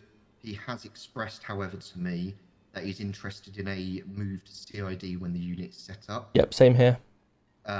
So I have to take that into consideration, but I do believe that Matty is a very good candidate. Okay. Knows his stuff. Is somebody that I would trust my life with. Yep. And I picked him on purpose to take on recruitment because I know that his standards are good enough to ensure that we've got the standards coming in as well. No, okay, I agree. I've seen a lot of good work from him. Many of the response, as I said to you guys, I'm immensely proud of both yourself and Sinfield's work since the time I've been here. The work that you guys have put in to get it to where it currently is, and the excellent officers you've got in the force or in the division. So, as I say, immensely proud of what you guys have done, and it's fantastic to actually look on that response division and see how well it's going. So, you guys need to pat yourself on the back from that. With regards to the 7 days that you're obviously given to give us, I would potentially recommend you both, Sinfields and yourself, to get together, look to implement that change sooner rather than later. Yeah. And that will then give the next 7 days everyone time to, change and adapt to the new changes. And then obviously when you're comfortable to step back and you pass the reins, then obviously you can do so rather than leaving it till the last minute and then obviously going, there you go, sort of thing. So get that organised as early as you feel necessary. And then obviously by the end of the week, it's a nice streamlined transition. Yeah, agreed. Maybe go on a communications course as well. What do you mean? Giving people a heads up. Melt. Well, I don't think we need to drop the level of mood to that level. He's losing a PA.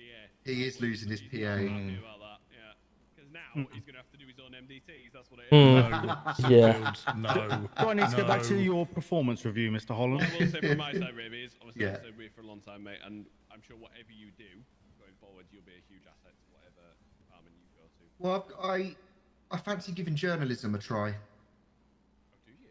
Yeah. I can give you some dirt and juicy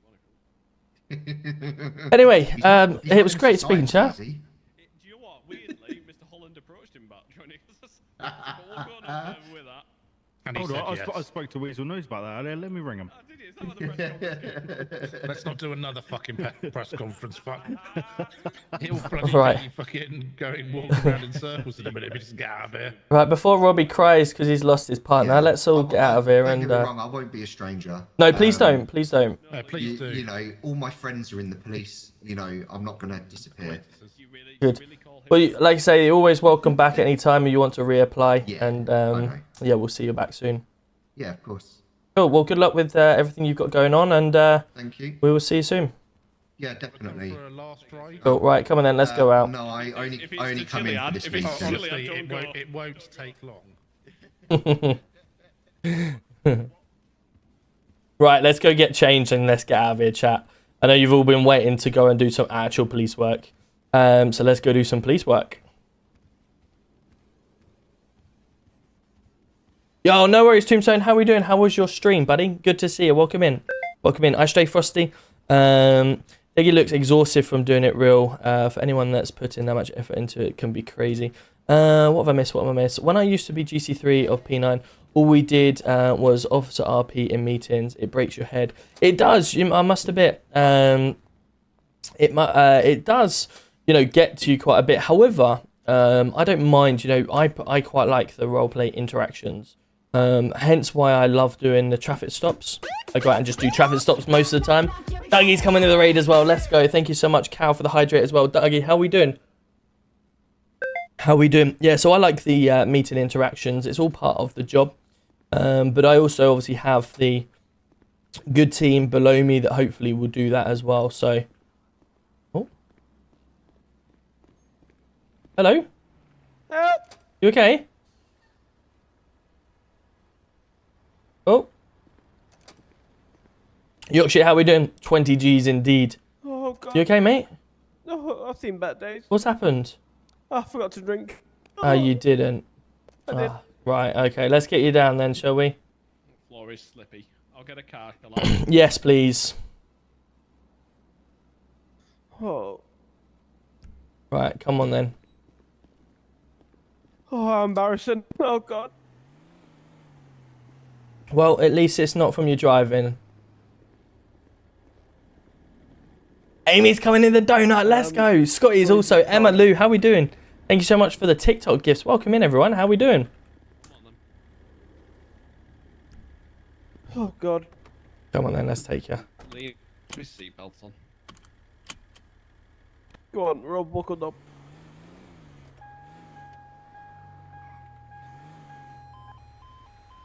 Just want to let Carlin. I think Carlin Butter here. We just come out of a meeting with them. Lee, everyone's triggered by. You always hit that corner. Every time we go out. Anything in my eyes. Yeah, every time. Lee's triggered because I'm playing a game and he's in TikTok looking for his entertainment for the evening chat. What if you ring Carlin? So he's looking to spice up the chat. But it's fine, a grown man, yeah, absolutely. And if I'm honest, Lee, I can call this my second job. While I've got 2 kids and a wife that I've got to pay a mortgage for as well. But you carry on looking for your entertainment on TikTok. Keep scrolling, buddy. Keep scrolling. You do you. And I'll do me. Probably should put my seatbelt on, chat.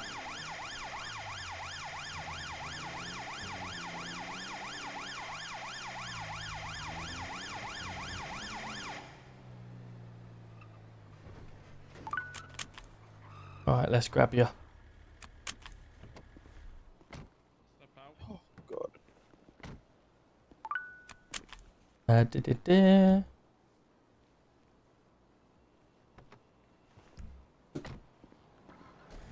Carrying him.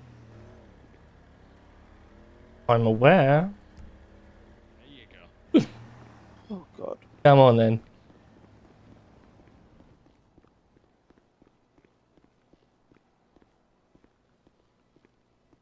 Oh, we might need to go see one of the locals.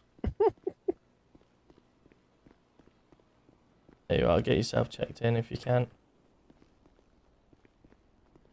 Yo, Amy's coming in with the positivity. Let's go, Amy. Thank you so much. Right, you checked in? Yep. Alright, let me get you on a bed. See yourself on here. I feel comfortable now? So comfortable. Sorry? So comfortable. Oh, good. Right, I'll be outside. Cheers. Oh, stuck on the fucking door.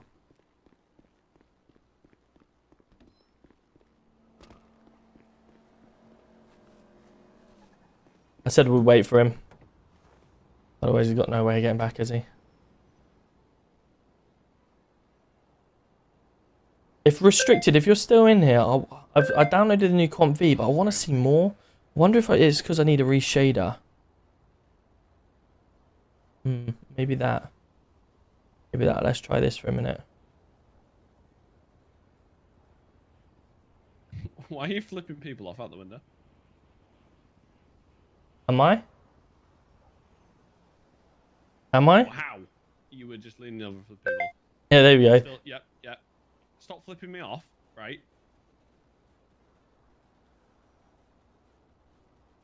Stop. That's rude. Hey! Buddy, I only forgot to drink. Did you see that? He just flipped me off. Oh, flipping you off, that's fine then. I thought it was flipping me off. No, that's not fine. It is. Interesting. Alright, it's better then. You see, you've got solicitors, Wayne. Yeah. It's fine then. Head back and get you then. Yeah, I'm gonna probably put another couple of shaders on just to try and improve it, but we're getting there, chat. We're slowly getting there. I think it looks better than it used to look. I'm gonna get rid of the motion blur as well and make my brighter light slightly brighter. But yeah, it's certainly looking a bit more crisper, isn't it? I just don't know whether it's gonna look more crisp looking like that or that's certainly a bit brighter. Maybe like that. We'll leave it like this for a little while and see how we go. Scotty's coming in with a superpower. Let's go, chat. Thank you so much for the superpower. Incredible. Thank you so much, guys. Thank you, boss. Thank you for the support. Yes, Leo. Yes, I have 2 children. Cheers, How old you gotta be? Most servers. More than welcome, No worries, buddy. Most servers are 16, either 16 or 18. But yeah, 16 is usually your chosen.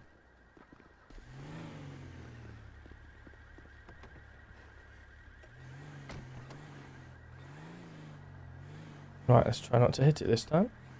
Right, I'm telling you now, I didn't hit anything.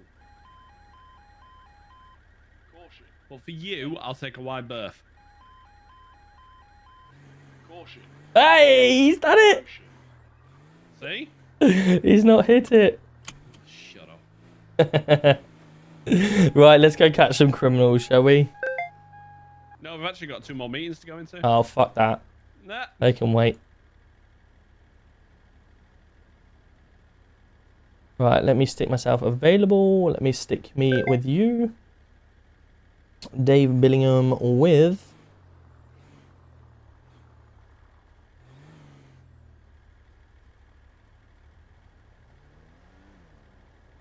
Oh, we've got lots of people on. We've got a Martin Smith. We've got I know, a I Bobby tried to ring him, Crawford. buttoned me, so he's dead to me. Oh, did he? Oh. Rip. And you're still unknown. I can't change it. What do you think of the graphics, chat? Does it look better than it normally does? Please tell me it looks better than it normally does. I think it does slightly. I still got a little bit of tweaking to do. Absolutely too mashed. No, definitely not. There's at the end of the day, you're gonna have trolls wherever you do, whatever you do, aren't you? If you let trolls get to you, then you'll never do anything in life. There's always gonna be trolls out there, especially internet trolls, but they're only trolls. They want to have a little bit of fun and entertainment themselves, don't they? So The interviews? just don't let them. But the other thing is, if you let the trolls just keep commenting, boost your channels, doesn't it? I've had a lot. Yeah, I think they were good actually. They both spoke really well. I think the second one spoke slightly better than the first. I was thinking that. Truthfully, I'll be interested to see what Wick's got to say. Well, Wick's not interested in a high spot. Oh, he's not now. Oh, okay. No, So it's just them 2, is it? Just those 2, yeah. That's Okay, cool. So maybe we can work with them 2 then. To implement the lead and then. Yeah, I like I say, I think the second one certainly stood out slightly more than the first. But I would agree that was a red. Yep. and rather fast. Probably put your sirens on.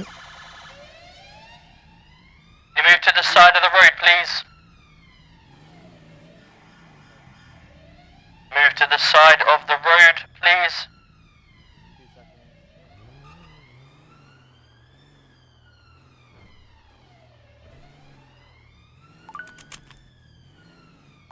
Alright, I'll go do that.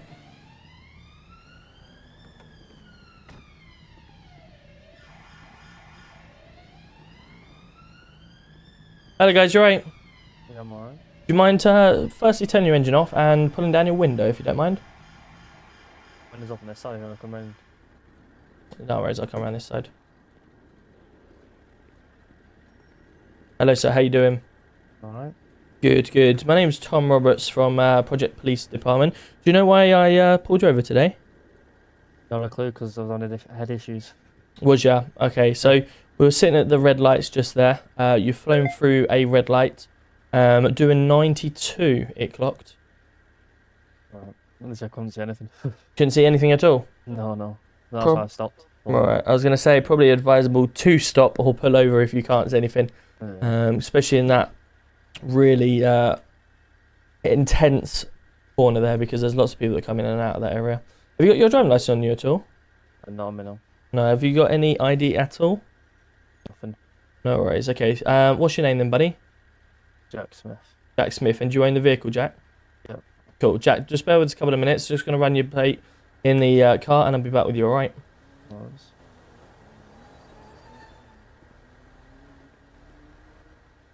Yeah, we'll come see you now, mate. Alright. See you soon, bye. Jack Smith. Mr. Smith. Have you got the MDT? Bear with me. So.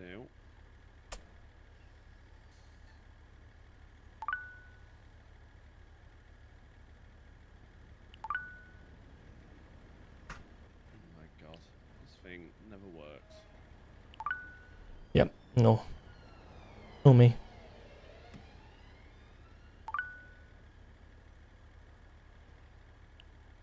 Ah, there we go. You got it.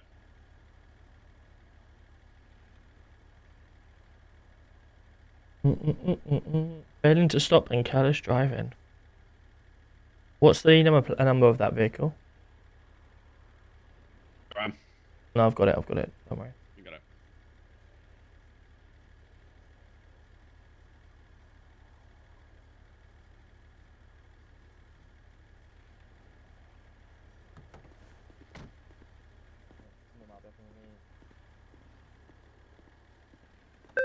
Cool, Jack. I've run your details through. See, you have been stopped previously on a bike, haven't you, for careless driving? Failing to stop. As I can recall. Say again, sorry. Not as I can recall. No. Don't even own a bike. No, but I believe the bike that you were on was. Stand by 2 seconds. It was on the 9th of January, sir. Quite a while ago now. Not sure of that. But I see that's the only one you've got. So what I'm going to do, due to the fact that obviously you've explained your situation on there, I'm going to get a little bit of benefit of the doubt, okay? Because you did stop. You've been pretty compliant with us. Just slow it down for us, all right? Especially around this area. If you do have any issues, again, just instantly stop like you have sort of done. Come to a controlled stop and move yourself over to a side of the road where possible, all right? Yeah, nice. If I do catch you again, obviously I will have to give you a fine on that occasion, or escalate it depending on the situation. No problem. All right, buddy. You take it nice and easy, and we'll see you around. Nice one. Take care.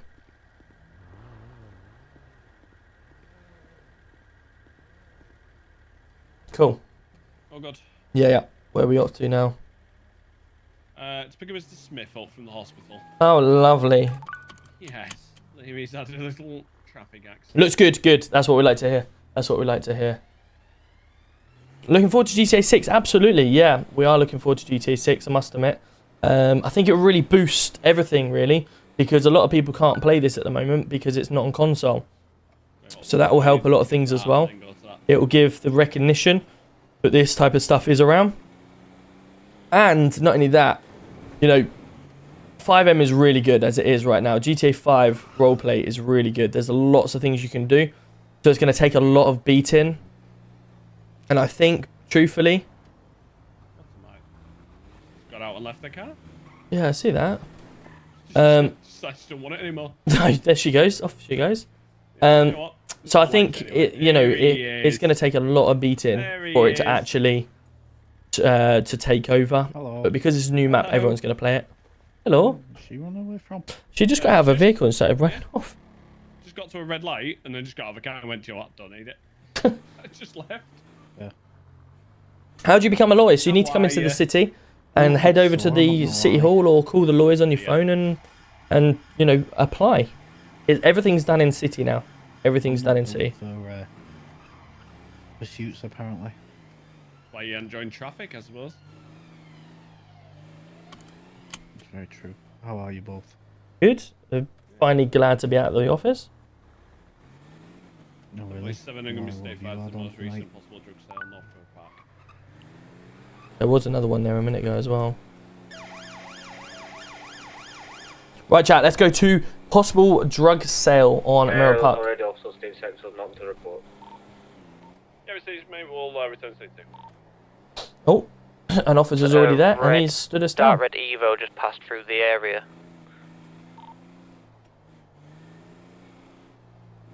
Currently heading northbound towards Mirror Park. This is where our neighbourhood watch will come in nicely for a response. Great. Neighbourhood watch? Yeah. What, like... Now regain eyes on an attempted traffic stop. More of like a, response officers being able to drive around the type of areas, whether it's in a marked or an unmarked panda car. That Evo's a no-go. It's long gone. However, I did tag it in my AMPR. Local residents who all... Yeah, well, yeah, you could say that. But I think you have the neighbourhood team, don't you? Yeah, go ahead. Neighbourhood team. If you're going up, can you put a full mask and a helmet on, please? What's my hearing? Don't need a mask on, mate. Situational. All layout, you would start to wear masks, sir. What was it regarding? Only situational. We shouldn't be wearing them if a member of the public sees it.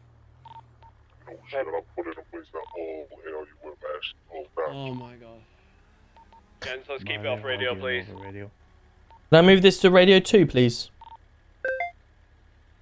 What's my hearing? Yo. Hello, what's the argument going on the radio? There ain't no argument, sir. I've just put in place that whole to wear masks to protect their identity. Mr. Swift agreed upon. Everyone has been doing it except Mr. Swift.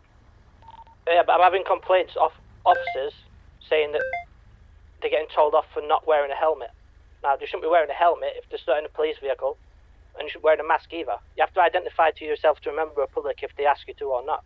Yeah, by your call sign, sir. You don't have to show your face or your name. Right, I'm just gonna put. As I stated in the meeting, when we're in a public place like the police station and we're out and about, depending on the scenario situation, we obviously may need to wear a mask for certain things to protect our identity, of course. But when we're in a police station or dealing with a basic traffic stop, stuff like that, we do not need to be wearing a mask. We're not a gang. We're not rolling around hiding our identity all the time.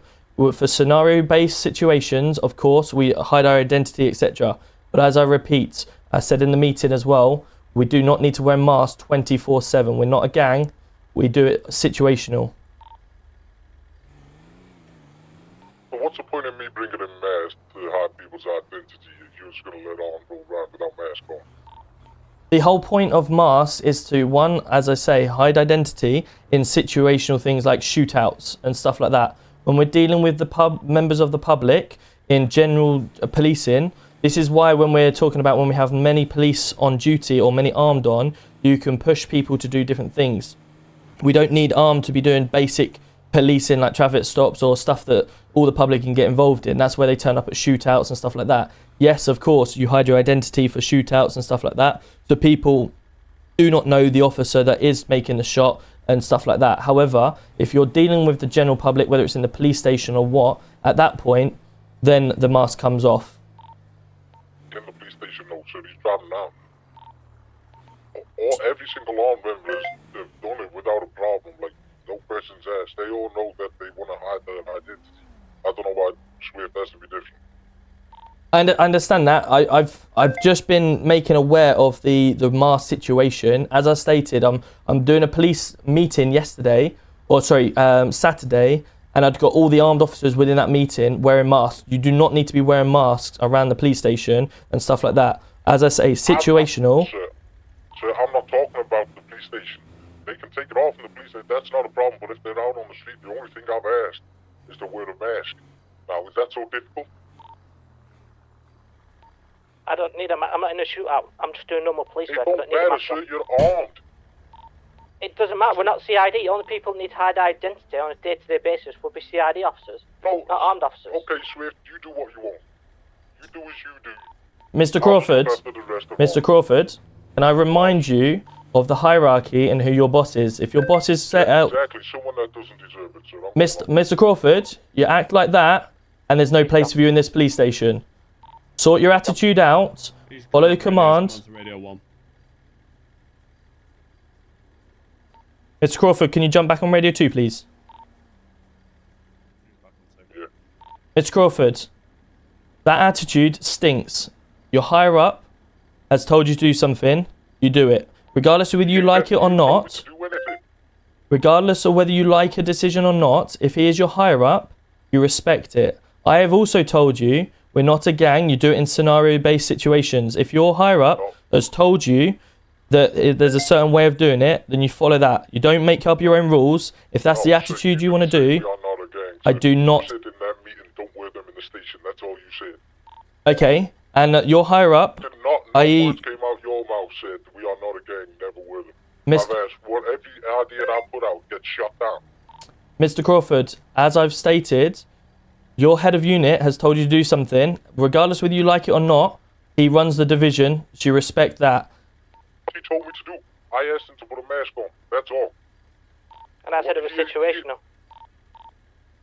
And then I replied, I've asked all arms to do it. You're the only one that has a problem with it. Ask everyone else. I'm not the only one who's got a problem with it. Yes, you are. Because I've had officers come up to me tonight. I've had officers that come up to me tonight saying they've got a problem with it. Why they have to wear it and stuff like this. Okay, I'm going to make this very simple, okay? As obviously an inspector, you've come up with a rule. Take it to the head of arms. If the head of arms decides to adapt it in a certain way and push it, that's how it goes. The head of arms makes the final call on it. Well, he's in right now, and obviously you need to speak to, delegate with him and make the decisions. Ultimately, the head of armed is the one that makes the final call on the decision. If anyone's going against that... Sir, I'm gonna say it over there straight to you, sir. He got head of armed because he's your friend. He don't deserve it. Mr. Crawford, he got head of armed because he was the most active person within the police force over the 3-week period that everyone got the trial. If you don't like it, you know where the door is. You respect the decision made and you follow orders. If you can't follow the orders, then please think of another route. Head of armed has made the decision, and that's the final call. He's come back to one, he's left. Good tonight. Have a good night, boys. Mr. Crawford, for the final time, please jump on radio 2. Still on radio 1. And 2. Hello, Mr. Crawford. Negative, just me and you. 10:20 going to stay 11. I will catch you later, boys. Take care. Yeah, buddy. Mr. Crawford, you receiving? I think he's gone off radio altogether then.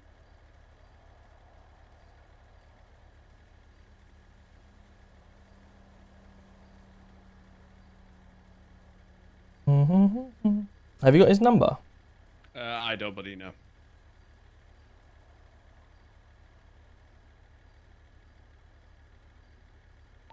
I obviously... Swift, you receiving? Sorry, go on. Yeah, if you catch Crawford, send him stay at 11, please. Well, no. Thank you. Cool, let's carry on. I didn't catch that conversation, but from what you were discussing there, I caught obviously the tone of that conversation. This can't continue. No, it can't. The attitude that I've just received from him there is not what I expect to see in the police force. And his higher-ups told him... situation, he's also turned around and just told me that his the only reason that the head of armed got his position because he's my friend. So yeah, he'll be dealt with. I was going to say, in terms of that, my recommendation would be to suspend him for a few days. He needs a few days to cool off.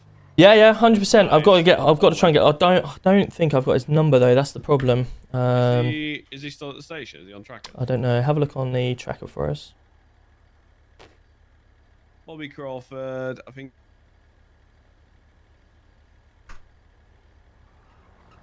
He's at station. If Yeah, you let's go head back that way. Yeah.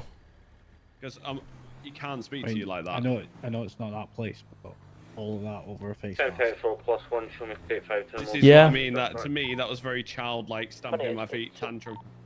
Do you have? Yes, I do. I have Quant V. I need to get some help from Restricted because his one looks so much better. But yeah, I've put the basic Quant V on at the moment, so it looks okay. It looks nice, but it could look a lot better. I think there's a few packs that Restricted has got that will make it look so much better. Yes, Restricted, yeah. Swift is head of armed, yeah. But unfortunately, Crawford doesn't like it because he didn't get head of armed, so he's crying at the moment. And he's doing everything he can to stop Swift doing his job properly and trying to outshine him. And he's giving that type of attitude. So I don't need that type of attitude in the police force. If he wants to continue like that, then he can obviously remove himself from the police force. Because as you see, you know, a higher up's told you to do something, you respect it regardless whether you like it or not. I've then told him himself, and the same situation, you get the attitude back. So if he doesn't like it, he knows where the door is. Simple as that.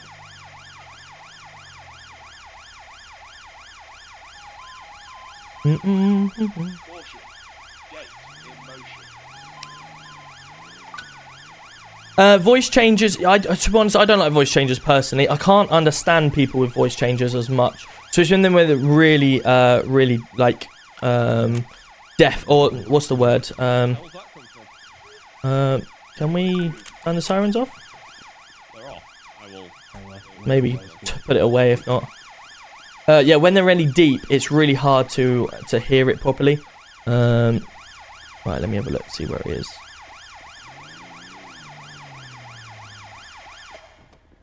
That's better.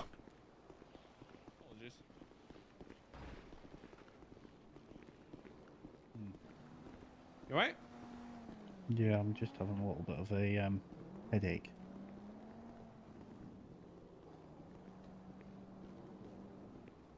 I would get a Ryzen 5 or i5 with a 16 gig of RAM personally. Don't think he's in here, no. But yeah, how's Italy restricted? Hello? Hello? Right, do you want to come to my office, please?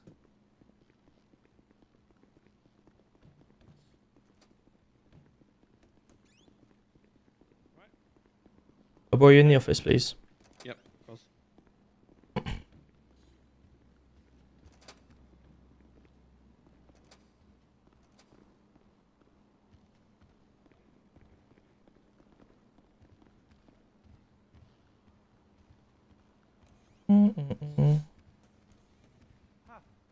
Hello?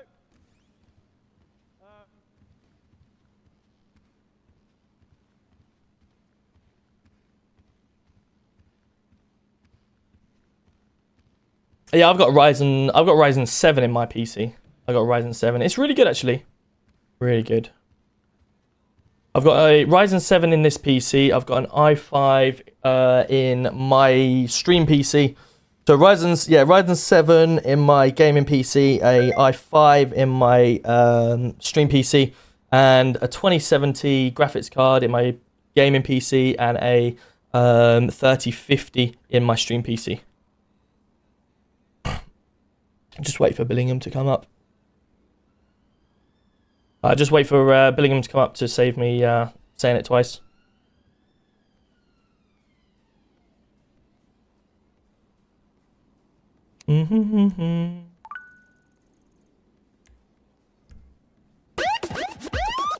Yo, Lou Bone's coming in with another 5 bomb. Absolute legend. Bosh. Thank you so much, Lubone. How are we doing? Jay's had a real tough time outside of the city, so he's unable to get in. We've actually stood him down for a little while because of the problems that are going on. It's just so much easier for him just to deal with stuff outside to save him, coming in. Real disappointing for him. Real sad. Yeah, billing and receiving. Sorry, mate, I'm just on the way.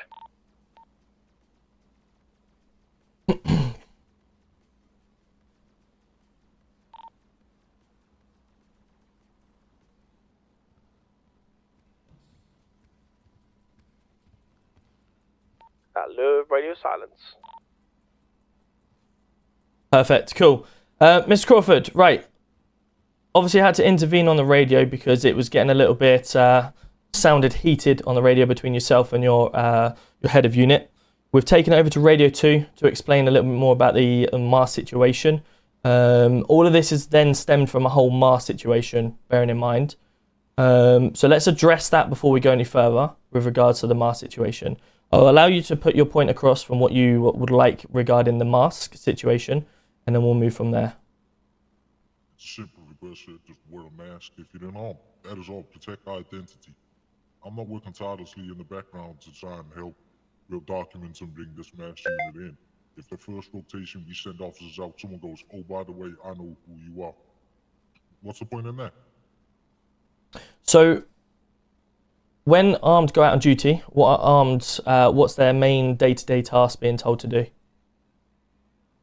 Day-to-day task, we're all police officers. We'll aid anyone, whether it's traffic response, and then we'll go to obviously gun scenes if they come up. Okay, so we've obviously got the response guys, we've got everything like that are currently doing the day-to-day traffic stops and dealing with the general public. Armed, do you know why we hide our identity with unarmed? We clearly don't hide our identity, do we? No, what's the reasoning behind hiding identity?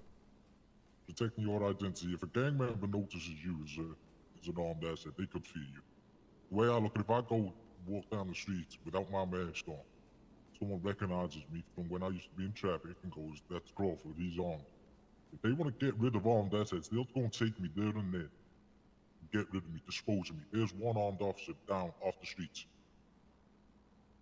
Right, so you're using your identity. So the whole situation with the armed hiding your identity is, well, it mainly stems around the shooting part, isn't it? In terms of if you're seen holding a gun and you've taken a lethal shot or whatever like that, and your picture then goes up the whole of the news to say you were the one that made that shot or made that critical error, very similar to your colleague at the time, Mr. Street, who made that critical shot. Obviously, if he had hidden an identity on that situation, then of course, no one would know it's him directly, and we won't need to release his name. He then won't be brandished as the person that's shot a person, etc.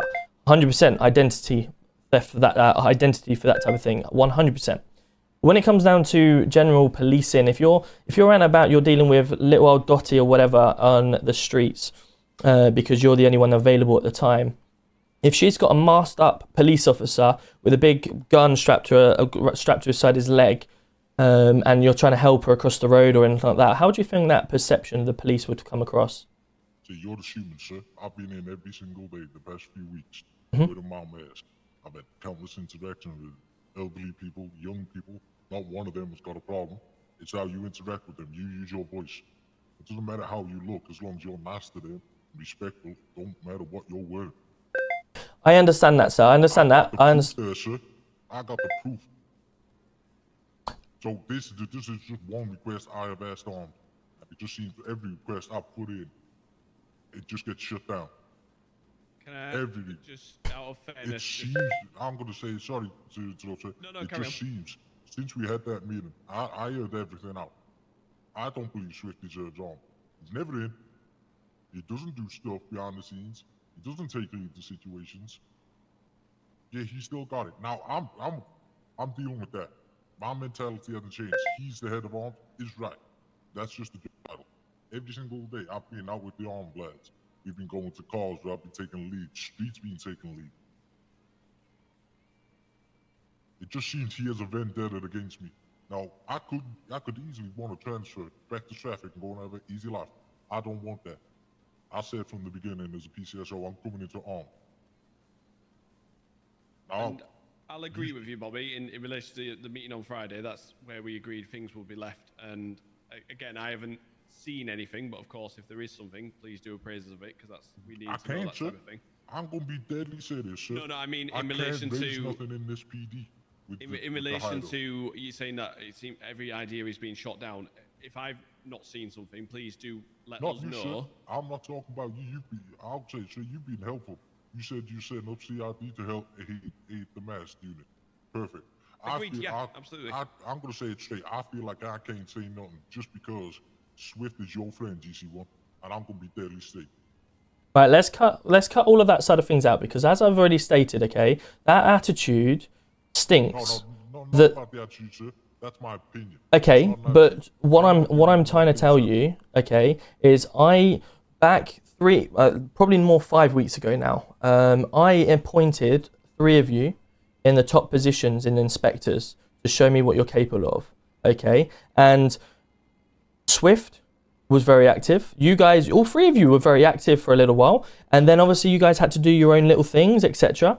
And then obviously Swift continued. It was him and Bigley that continued to grow this armed force at the time.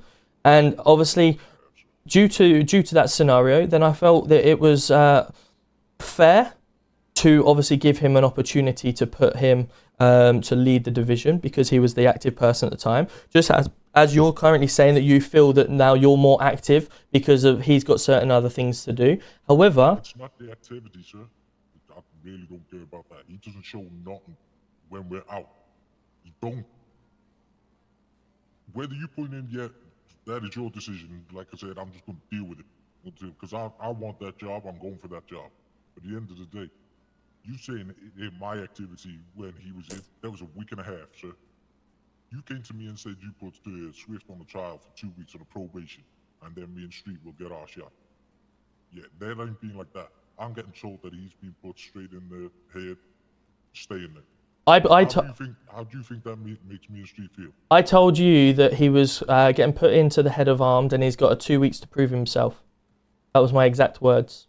And then you said, then it'd be your turn. And then it'd be you guys' opportunity to prove yourself to get the second spot. No, that was my exact words. You didn't say second spot, sir. That was my exact words, and I can go back and quote myself. You didn't say second spot. I would not agree to do that, sir. He don't deserve. You can ask anyone and all. I'm the one with Street that has been doing everything. Okay, but what I've also been hearing is that you're trying to undermine everything that he does, very much similar to the attitude that I've just received on radio for a second ago. He's told you a direct order that this is how you should be doing it. You've come up with a plan. You've obviously worked with that plan, etc. I don't know whether you've consulted him or not regarding the mask situation. He's obviously told you his opinion, and being the head of armed, I expect that opinion to be respected and move forward. If you don't like that opinion, it's not down to you to then take it upon yourself and just do what you want to do. If he's the head of armed, he's the head of armed for the reason, and you have to respect that. What am I hearing? So he agreed to everyone wear a mask in the meeting when we introduced it. All of a sudden he wants to change his mind just because he wants to dress differently. He agreed to it in the meeting. Okay. We all agreed. I asked the whole of armed if they're okay with him. They said yeah. Okay, but what I'm hearing on radio, is a rather lack of disrespect to a higher up. I asked him a simple question, and he's trying to be Billy Big Bollocks and just trying to flaunt his rank. He's trying to be the head of the unit, telling you that you don't need to wear it on certain situations. Well, he agreed to wear it at all times. That's what I'm saying. He might be saying that to you, but he agreed in the meeting with all of armed. That's why we all left that meeting, went up to JD, and all picked masks. Have you got it down in the documentation of the general armed policing? For instance, your day-to-day tasks, whatever like that. Have you documented down exactly what they should or shouldn't be doing with regards to masks, uniform, approaching situations? I did, but again, that got taken out. Yeah, that was it. Yeah, I appreciate. I lost everything. Everything was in there. Right. Okay. That was due to the restructuring, so in the emails. Right. Okay. Well, I think what needs to directly happen here is a proper sit down with all three of you, and so you can go through and obviously have Billingham in the room as well, so he can oversee everything, and have an actual proper discussion around what needs to happen and what you want to see, what you want to go through, and then everyone agrees directly, and then Billingham will be able to report back to me and say, yes, this has happened, that has happened. If you do not feel that things are being produced correctly or put in an abnormal time, etc., then you need to make sure that every meeting you have is with Billingham or side by side, so then at least you have your corner to back up when things like this happen. Because if you're turning around and saying, yep, he's agreed it, but then now all of a sudden he's going back on it. Ask all involved. I don't need to sit down again, so this is why we all sat down in that meeting. I don't want to rely on Billingham. No offense, I don't want to rely on you to be in every meeting, because I know you can. What I want to appease, what I want to do to appease your position, Bobby, from my side anyway, is that whilst you may not think things were noticed in the meeting, I have taken note of things, and you can trust in the respect from my side that if Swifty is not performing his duties, it will be raised with him, and as I have done in the past, I have removed him from a position if he's not suitable for it. So I am monitoring things from everything that was said on the meeting on Friday. What I will say is, I know you're saying that the rest around are saying this, but on Friday, only yourself and Street came out with those, you know, with the issues that you wanted to raise, which was the right thing to do. No one else raised these issues, and these were the things we needed to get out on Friday so that I can get a better understanding of where issues are and how we can work towards resolving them. I know, of course, the ideal situation for you to resolve it would be that Swift be removed, and of course you get a fair opportunity going forward, and that's not off the table by any means, but he has to obviously get the opportunity to be able to lead, and his leadership, as we said on Friday, his leadership support him in that role. As Mr. Holland said, there is absolutely nothing wrong with being driven, and I don't dispute that. You being a driven officer, fantastic, that's exactly what we want. And proactive, again, amazing, because that's what the ARM team need in a leadership team. Of course, if things are falling down in certain areas of a leadership team, then that's my job here now, is to raise it with those individuals through the correct rank structure, make sure that they are given the time to change that behaviour, and if that behaviour doesn't change, then we look at making changes to that structure, if you see what I mean. So he's had the past 2 weeks of his probation to change, sir. Of course, but I'm honestly, I was getting tired of it. No, I'm I can work my ass off just for him to come in whenever he wants and flex his rank. I'm really tired of it. So of course, if you can, again, because again, like most people, we can't all be here all the time, so I may not balance shifts with yourself. If there are specific examples where he's either, of course, at the end of the day, the flexing the rank thing is a difficult one, because at the end of the day, as I said to you all, you're a team. Of course, certain situations do need higher ups to take authority of situations, and I do understand what you're saying in regards to Swift sometimes not leading certain things. So, again, if there's more specific examples that I'm not seeing, again, raise them to me, because then that helps me formulate, you know, a plan of how to move forward and get armed into a good situation, as well as CID. Still, we were out tonight, all shots fired, calls. Yes. I come back to the station, so to replenish armor and stuff like that. Yeah. He's just standing there outside for 15, 20 minutes just twiddling his phone. There's calls coming in.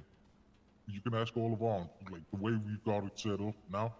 Yeah. It don't matter whether a student asks for assistance, we're going. At the end of the day, just because we carry guns, that's just one of them. Whether the student asks for help, traffic response, we've all been there. I believe Mr. Swift was actually in meetings trying to speak to recruits that were taken on or were in a recruitment with you guys. Was it induction or something? I have. Unless that recruitment was outside in the car park for 20 minutes, then no. Was that? So obviously, again, that situation, he may, you know, as we know, we're aware of where we are. There may have been a reason for that. Again, I don't know that because I haven't seen Swift since the meetings this evening. So I don't know. I will endeavour to find out what the issue was there and relay it as best I can, given where we are, to yourself, to obviously that. of course, if he is just there slacking off, Guys, I'm watching. I've got a little bit over chat, and it's like, guys, it's not that deep. It's fucking RP. Like a lot of you in chat can't separate your roleplay with your outside of life. I'm not asked his fucking characters. I'll switch this game off at the end, and I'll just go and chat with everyone. Like I'm not asked.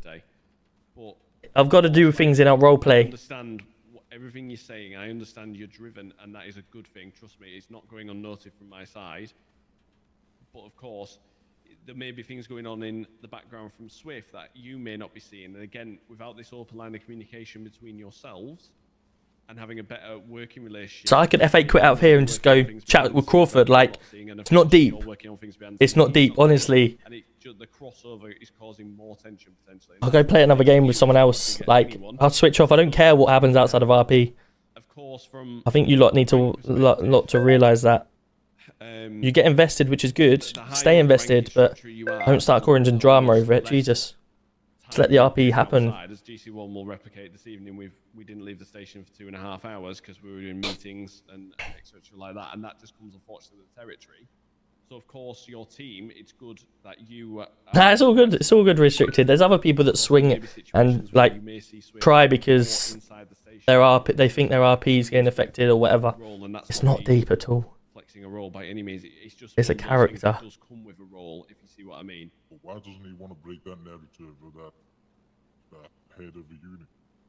Why does he not want? Sorry, I didn't understand. Why doesn't he want to break that narrative? If I was head of unit, oh, absolutely. GC1, let me use you for example. You're the head of the force. Yeah, I've seen you out more times than him. You're more active than him. I've been on plenty of scenes with you, sir. No, I agree. I agree. We should always be pushing to be better in that sense. And as we said on Friday, in terms of the feedback that was given, he needs to be given that opportunity to take on board what was said and implement change in sex. I know you said you'd like to see more ride-alongs and stuff with you guys out in with that team perspective, and of course that is something I've said to him that he needs to do. Of course, other things that I've pushed from him, I said, look, the guys need the training. There's things you're needing, i.e. your medical training and stuff like that. So I have questioned him, has he got a plan for that, etc. So I am actively monitoring him to make sure he's not doing it. And of course, if that doesn't happen after I've given him feedback, then again, that leans more into, like you say, reevaluating the roles, etc. If you see what I mean. But I appreciate no one's going to be happy with certain roles, things like that. But we can't just instantly reverse things because people are unhappy. It's the same in every walk of life. We're not going to like our bosses. I don't like GC1 at times. It's just the way it is. Fuck you, Yorkshire. Things cannot change. And like say, from my side, you can be. I mean, the PD's only got like 100 grand, so 20 grand is a lot. If he needs to be taken out of a role, he will be. But that's the same for everyone. If someone messes up or fucks up or is not fit for their role, it's not a personal thing. We just maybe have to reevaluate things. And that's where I come from, and my mindset is, once I walk through this door and come on shift, everything that happens here stays here inside the force, if you know what I mean. So that's what it says. Of course you can. As a leader, okay, GC1, as a leader, if one of your officers fuck up, okay, you don't let them go alone. You bet if they've done something wrong, you are always going to fight their corner.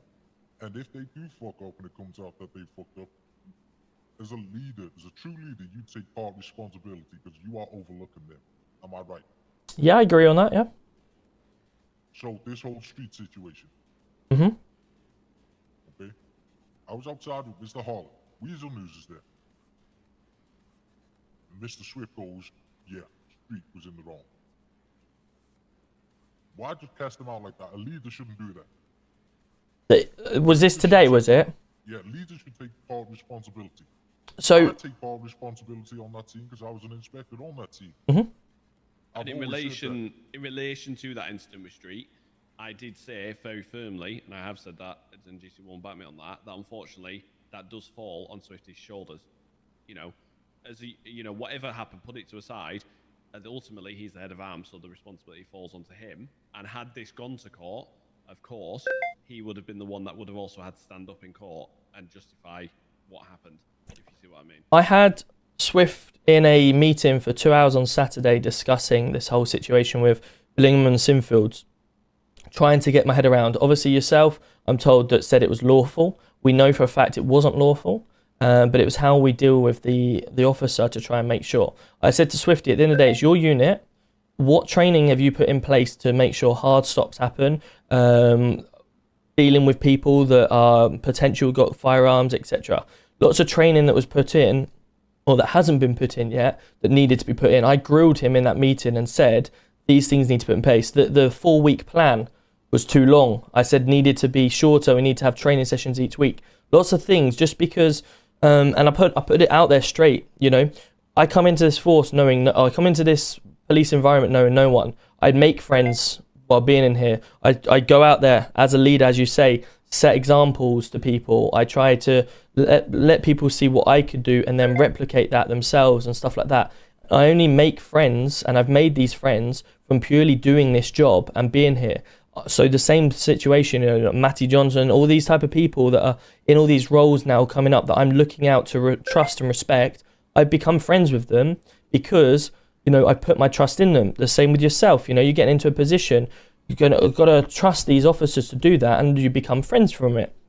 And ultimately, because I've been doing this 3.5 years, yes, of course, you put trust in certain people, you rely on certain things, just the exact same reason as I've already stated why Billingham is in the position until we can get a solid recruit in that position. But as I say, I've been put in this job to do, you know, get this police force up to the levels that we all expect and want. And I sometimes have to make decisions and put people in positions that other people may not like, but we have to respect and deal with that appropriately. Now, a couple of times, I understand you may, well, I've not obviously kept too much tabs on directly everything within Armed, but I do know that if there's a few things that you may have put across and it's been rejected or whatever, I've not seen. However, there has been times like tonight, I've seen obviously yourself come out with a statement, and then the head of Armed has gone, no, we're not going to do that, we're going to do it this way, and it's been questioned. All I'm looking for you, especially as someone who wants to become a leader, sometimes we don't like the decisions that are made, but we have to learn to live with them or adapt them and go with them, because it could be a time where Billingham or someone else that may be in that position that turns around to you if you are head of the unit and says, you can't do it this way, you've got to do it this. How are you going to take that criticism if you don't like it? So we have to look at these things, and being a leader, we need to start showing that, because from like tonight, the attitude that I got tonight from yourself was way far from a leader, someone that wants to get into position to respect and listen and take on board feedback. We need to work on that before we then look to move anything else up. Yes, you may not agree Swifty is putting in the work that he's putting in. I've put him in that position and he's being actively monitored. Just because I've become friends with him from this policing environment doesn't mean to say that he's staying there in that position. He's got to prove it, and he definitely got grilled on Saturday for the same thing. We had the same within response and traffic. They also got their grilling when certain things weren't picking up, but they've picked up. And Armed are being closely watched, but just because he's still in this position, I need you to give him some time and trust to be able to help put it. If I see this attitude again tonight, I would have no option just to suspend you for a couple of days, because I don't want to see that attitude. Work with him, work with us, and make it better and prove yourself. Don't try and shit on him to make yourself look better. No one's trying to shit on him to make him look better. So I don't know where that's come from. Just how it come across. Well, it is. So I'm not, and you know me, Billingham, you know me. I ain't one of those yes men. I'm never going to be that yes man. You're saying that people might not like decisions. Why make those decisions in the first place? Yes, you make hard decisions. Completely respect that. But if you're making a decision that's going to rattle a whole entire unit, then that's just going to make more hard work for you to try and get it back to where it is. Now, like I've said before, the best way you could have done that. Have a good one, Relodge. Good to see you. The whole armed unit, who you wanted to lead them. They could have said street. Well, at least you've asked them. Like when we make decisions with armed, I asked the whole unit. Not just the sergeant, not just the inspectors, not the SWIP, the whole unit. Now, by doing that, if someone says no, fair enough, how can we work that out? Same with training exercises. I don't completely take all the training exercises on. Street doesn't. We had Matthew Collins, I believe, come up to us with an idea. Straight away, if he's just a PC, we took that and said to him, go and roll with it. We asked the whole unit. That's how we get on so much. Amy, thank you so much for the little crown and the raw. And Trotter's coming in as well. Welcome in, Dave Bell. I see you as well. Thank you so much. When you, I'm going to be dead straight. When you made that decision, I wasn't the only one that was thinking about leaving. I wanted to go back down to traffic and Mr. Wilson. But I worked for something for so long. Whether I'm in here, I'm still doing stuff in the background constantly to aid police and to aid armed by making up training exercises and all stuff like that. Whether I'm on duty, I'm still thinking about that. To get that basically shit in my face and gave it to someone else, I know Street felt the exact same way as me. I appreciate that. Now, at the time, throughout this period, when Swifty was active and was on, it was Mr. Bigley was the only other active officer. I had not seen anything of Sebi. I'd not seen much of Jim Street, same as obviously yourself with that side of things. No Phil Hunter, no Eliza. These people that you're saying that were disappointed and wanted to leave weren't active either at the time. So turning around and saying that, you know, we've got a disappointed armed unit and I need to go and speak to them. How can I speak to them regarding who they feel should be in position if they're not in to be able to determine that anyway? That is the exact point that was made, that Bigley was the only officer that I saw every single day in on a constant basis. And again, the same scenario. If I went to every single one, you know, like I say, I have to make some decisions that people aren't going to like. And I can't just beat around the bush and just ask to make sure. Because ultimately, if I turn around and went, okay, guys, I'm going to put a vote out. Who do you think should be the next leader? If they put someone that I hadn't even got on my list to promote, then all of a sudden I don't promote that person, they're going to go, well, what's the fucking point in asking us? You might as well just done it anyway. And sometimes you have to just bite the bullet and make a decision, and people will either love or hate it. The same situation, how I managed to get into this position in the first place. A lot of people didn't like it. Some people left. But they soon come back when they realise that the change was for the best and things were moving up again. And sometimes you get things wrong, you know. Jim Street got the shooting wrong the other day.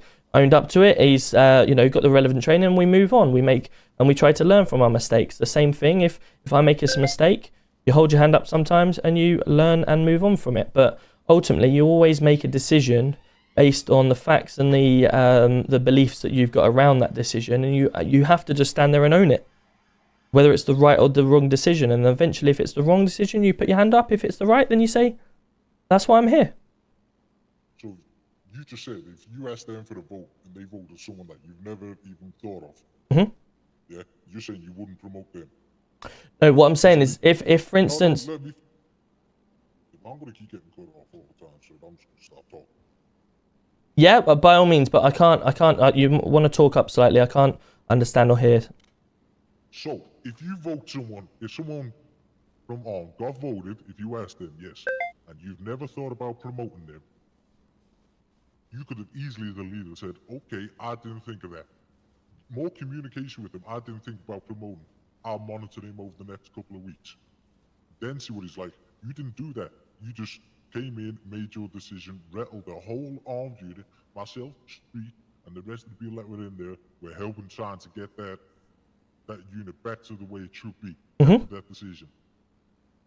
Now, I'm going to be there to say, it ain't going to work if he's head of arm. It ain't. No matter how much you want it to work, it ain't. But then how do we resolve that then, Bobby? Because ultimately we can't have this thing of, oh, well, if everyone doesn't like a decision, they're going to strong arm the goal command team to make the decision. I use strong arm in probably the wrong term there, so I understand what you're saying, sir. But at least demote him or give Street or myself a chance to prove ourselves. Which, from my thought, that's what GC1 said he was going to do. Do that. If, say for example, if Street was on his 2 weeks, his head, and he made that fuck up like he did, fair enough, that's a fuck up. If I get 2 weeks and I fuck up, fair enough, I fuck up. But at least we've been given a shot to prove it. Swiss had longer than 2 weeks to prove it. What we have to remember is, been around now 2 months. I think it's just come up for 2 months. over a month ago, I was obviously trying to put all of my commanders in the spots. I interviewed all of my commanders. I put them in charge. Response obviously had their commanders. Traffic had theirs, and I put you guys all as armed as well. And you know, relying on the city to make sure that we've got the relevant people in the right places. And I put you guys all in charge back in the time. So we've had a long time to obviously prove ourselves. And I can't sit around waiting and waiting and waiting. And that's the whole reason why I made the change I did at the time. Now, the whole aspect of it won't work if you leave him in that position. I don't want, obviously, I'm sure it's not coming across to that side of things, or you're not trying to make it, but I'm not going to be blackmailed into making a decision that I've got to demote someone, because if I don't, then armed are just going to rebel on, it's not going to work, that type of thing. I have to prove that he's not doing his job properly to demote him from that position. And, you know, as I'm saying, if he's been actively monitored, etc., then let us make that decision. But as I've stated from listening tonight, I can't have people trying to rebel against him and make him look bad to make them look better and get them into that position. And that's how it come across tonight. You're just making assumptions there, sir. I asked him to do one simple request. One simple request that he went against purely out. I know for a fact it's out of spite against me. Now, remember that the old head of armed hacker? Yes. Yeah, he brought the majority of people that are in armed now in. He did. Now, I could say it as it is. He was never in. But he still communicated in ways. He communicated when that train exercise, he was in there. He was telling us what he expects. Now, obviously, he went, and we took on from that. People weren't happy that Hacker got put headed on. He was. Traffic and response is really thriving, yeah. Really thriving. But I still did the exact same as what I did with Swift. I just tracked on what I was doing like I had been. Hacker got taken out. You got 3 inspectors there that all wanted it. People, Beach worked his ass off. I worked my ass off. Can't say nothing about Swift, but I hope he worked his ass off. He said he was active for a week. Allegedly, a week he was active for. That's why he got it. You look at his time in this past since he got given the head of arm. So as far as I'm aware from my side, and again, I will make sure this is challenged, in terms of documentation and policies and ways of running, or the ways that he wants it to be run, etc., the way he sells, he has this paperwork ready or is actively working on. What I will ensure is that is transversed across to the unit so that you guys can see it. So that, again, you can make a fair evaluation. Yo, the Raw and R1 coming in with the flame hearts. Thank you so much. Welcome in. Any feedback or monitor any feedback you give about documents. I know it's a bit more difficult now because of the structure changes. Scotty, thank you so much for the crocodile. And the tiny Danny, let's go. Where documents can be placed. So as far as I'm aware from him, as what came out of that meeting on Saturday, and the flame hearts. Thank you so much. Welcome in. Or in place, should this episode with Jim gone to court, he said he Are Luton staying up? Hopefully. Hopefully they're staying up, yeah. Make sure that they are published. We'll see. In a timely manner for you guys as other senior leaders in the team to be able to see that. Big couple of games coming up as well. For any feedback on that as to whether they're up to scratch, as well as evaluating it for myself from my side to make sure that is up to scratch, so that again you guys have a clear direction of where you're going. Because I appreciate if you don't have a clear direction of where you're going, then that of course will lead to friction and confrontation in the unit, because like you say, you don't have something to work towards. I know I'm not faulting your drive and determination, Bobby, and as I've said to you many times, your work ethic I can't challenge, because it is a very good work ethic. The way that you get on with the team, the way that you structure it is very good. And in terms of promotion or moving up, that is certainly not off the table. That's what I want to reassure you of now. It is not off the table for you or Street at the end of the day. It's just that thing of, he's in that spot now. We cannot just remove him from the spot based on, like, say, a lot, the negative feedback for people not, for whatever reason, whatever the reason if they don't like him being in that spot, etc. He is in that spot at the moment. That may change, but we need to work with it for now, see how it goes, and then we will monitor it from our side, and you can be rest assured that I am monitoring from my side, and it's being fed back to GC1. So everything you're doing is not going unnoticed.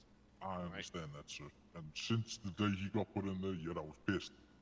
Everyone could tell I was pissed. The street was pissed. But we worked with it. We took training days on our own.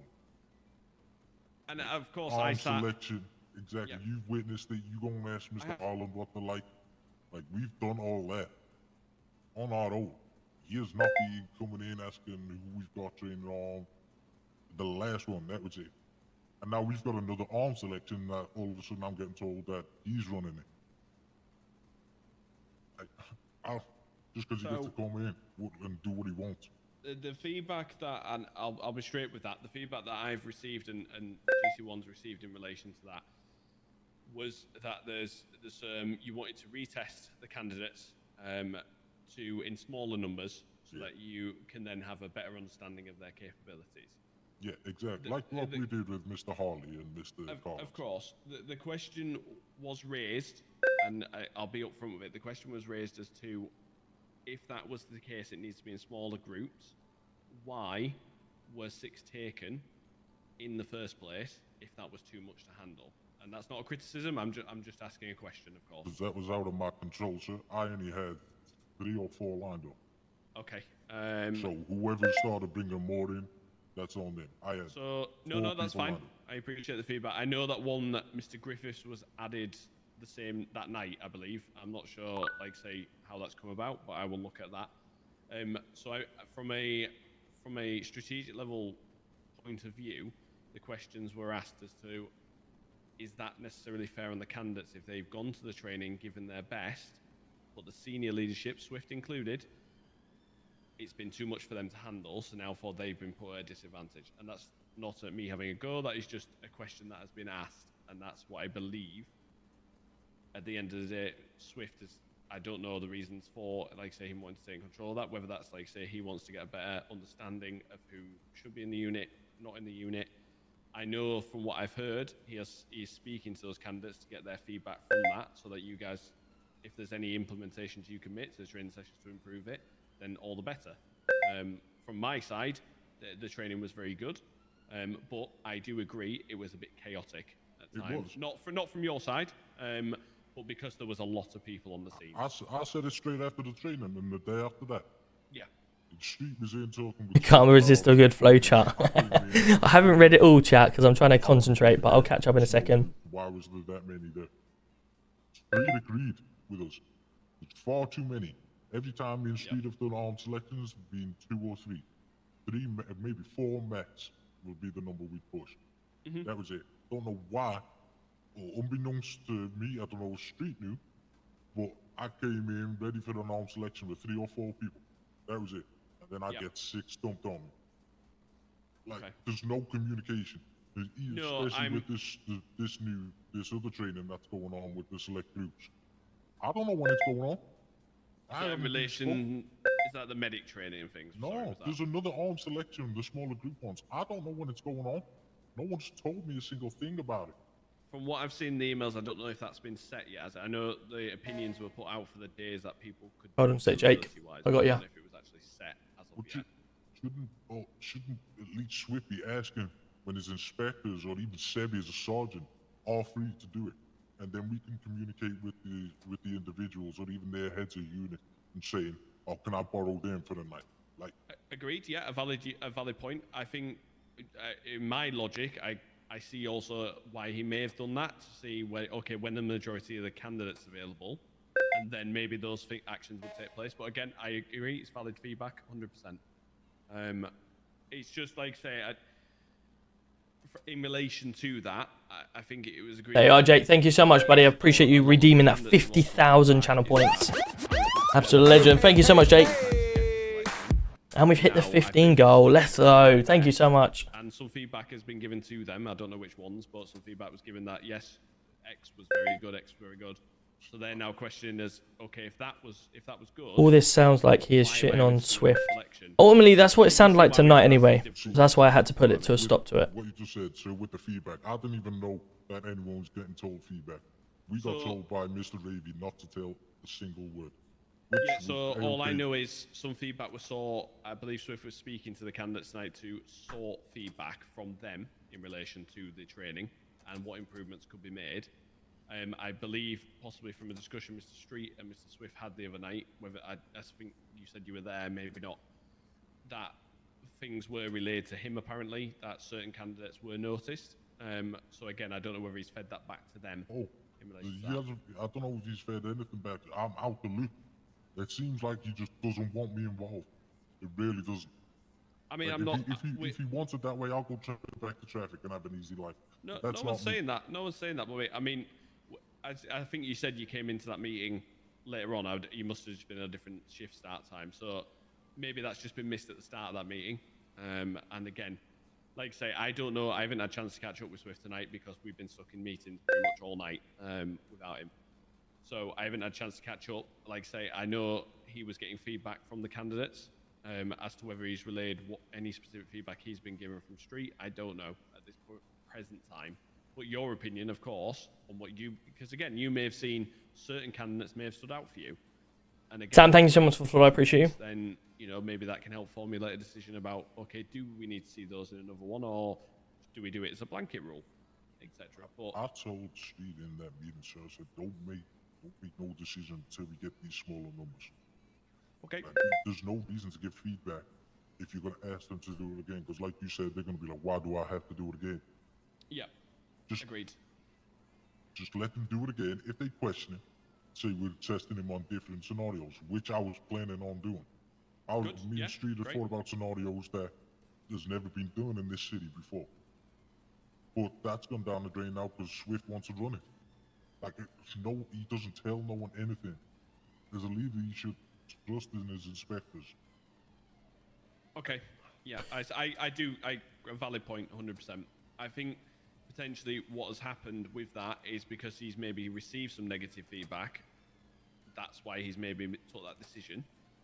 But again, communication was raised on Friday between yourselves and him for. Oh my. Again, Ashley, man. Point that you fed that back to me, and if it doesn't improve, then of course action. Thanks, Ashley. Jesus Christ. I'm very conscious Shit me up. for you to know that the feedback you're giving to me here. Yeah, oh, SK, how we doing? Noticed, if you know what I mean. I know you probably feel like it's going on deaf ears, but it really isn't. Nah, sir, I understand. I've had conversations with you, and you've always said you're open ears, which I respect. I can't thank you enough for that. You've asked me about the unit that I was working on. That's great. That's what we want. But it just seems, since obviously I've spoke my opinion, I haven't let that opinion sway me when we've been out on duty. If we were in a shootout and Swift is getting shot at, I'm not going to turn around. I'm going to shoot the guy shooting him. Yep, of course, which is how it should be. This feeling that I'm getting from Swift, it's not one of them, sir. I don't feel safe if I was going out. Yo, Five-O's coming with a raid on kick. Let's go, Five-O. How we doing? Good to see ya. Welcome in, Raiders. Welcome in. How we doing? I've stuck it out. You're entitled to your opinion, Bobby. I'm not going to discount you that. I've stuck it out. I'm growing tired, sir. I'm not. You might not like how this sounds, but you don't like drastic change quickly. Well, you drastically change the head of arm quickly of a decision. Why can't you undo that mistake? He's had time to prove it. He has. He proved it, in my opinion. Ask the other inspector. That's it. Please. That's all I ask. Again, it's in relation to that. This was why that meeting happened on Friday, and nobody but yourselves in the street spoke up. It was a no-hold-barred situation, and people were advised, but nobody said anything. And these are the type of things we need to know.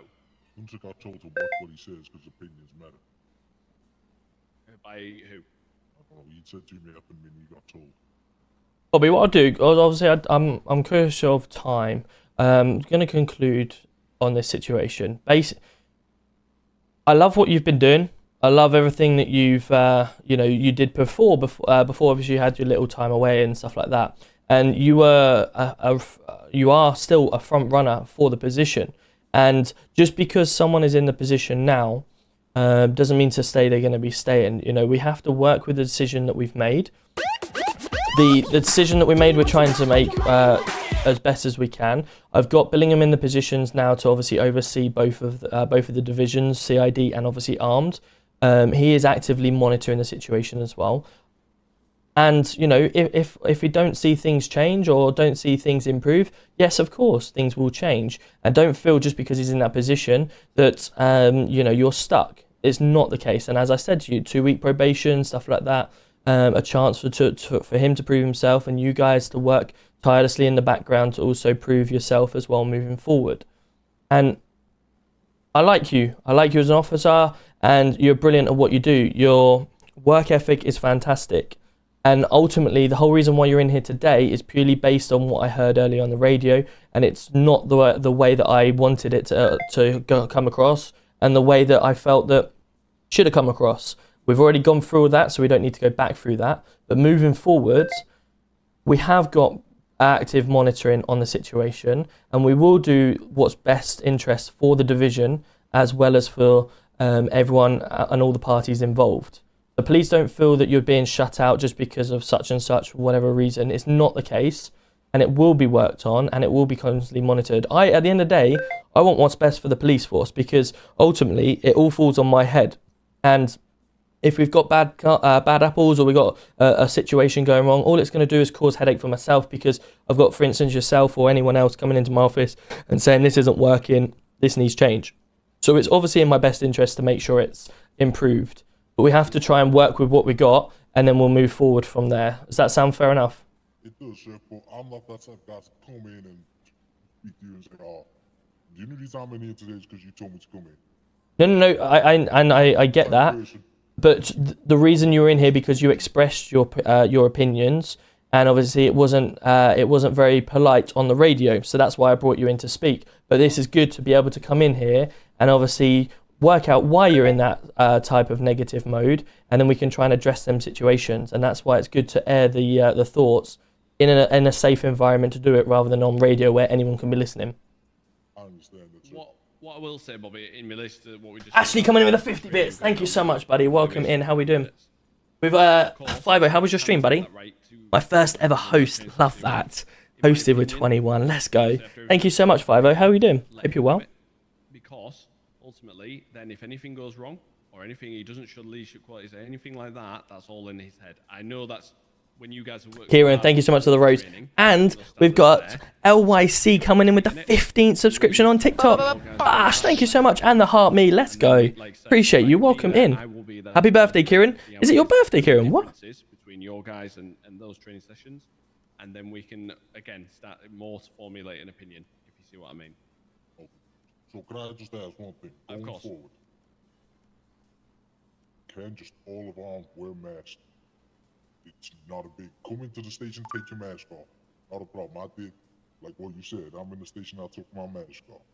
Just because what we look like on the street isn't going to influence how people interact with us. I've had countless interactions with old ladies, garage workers, young people, old people.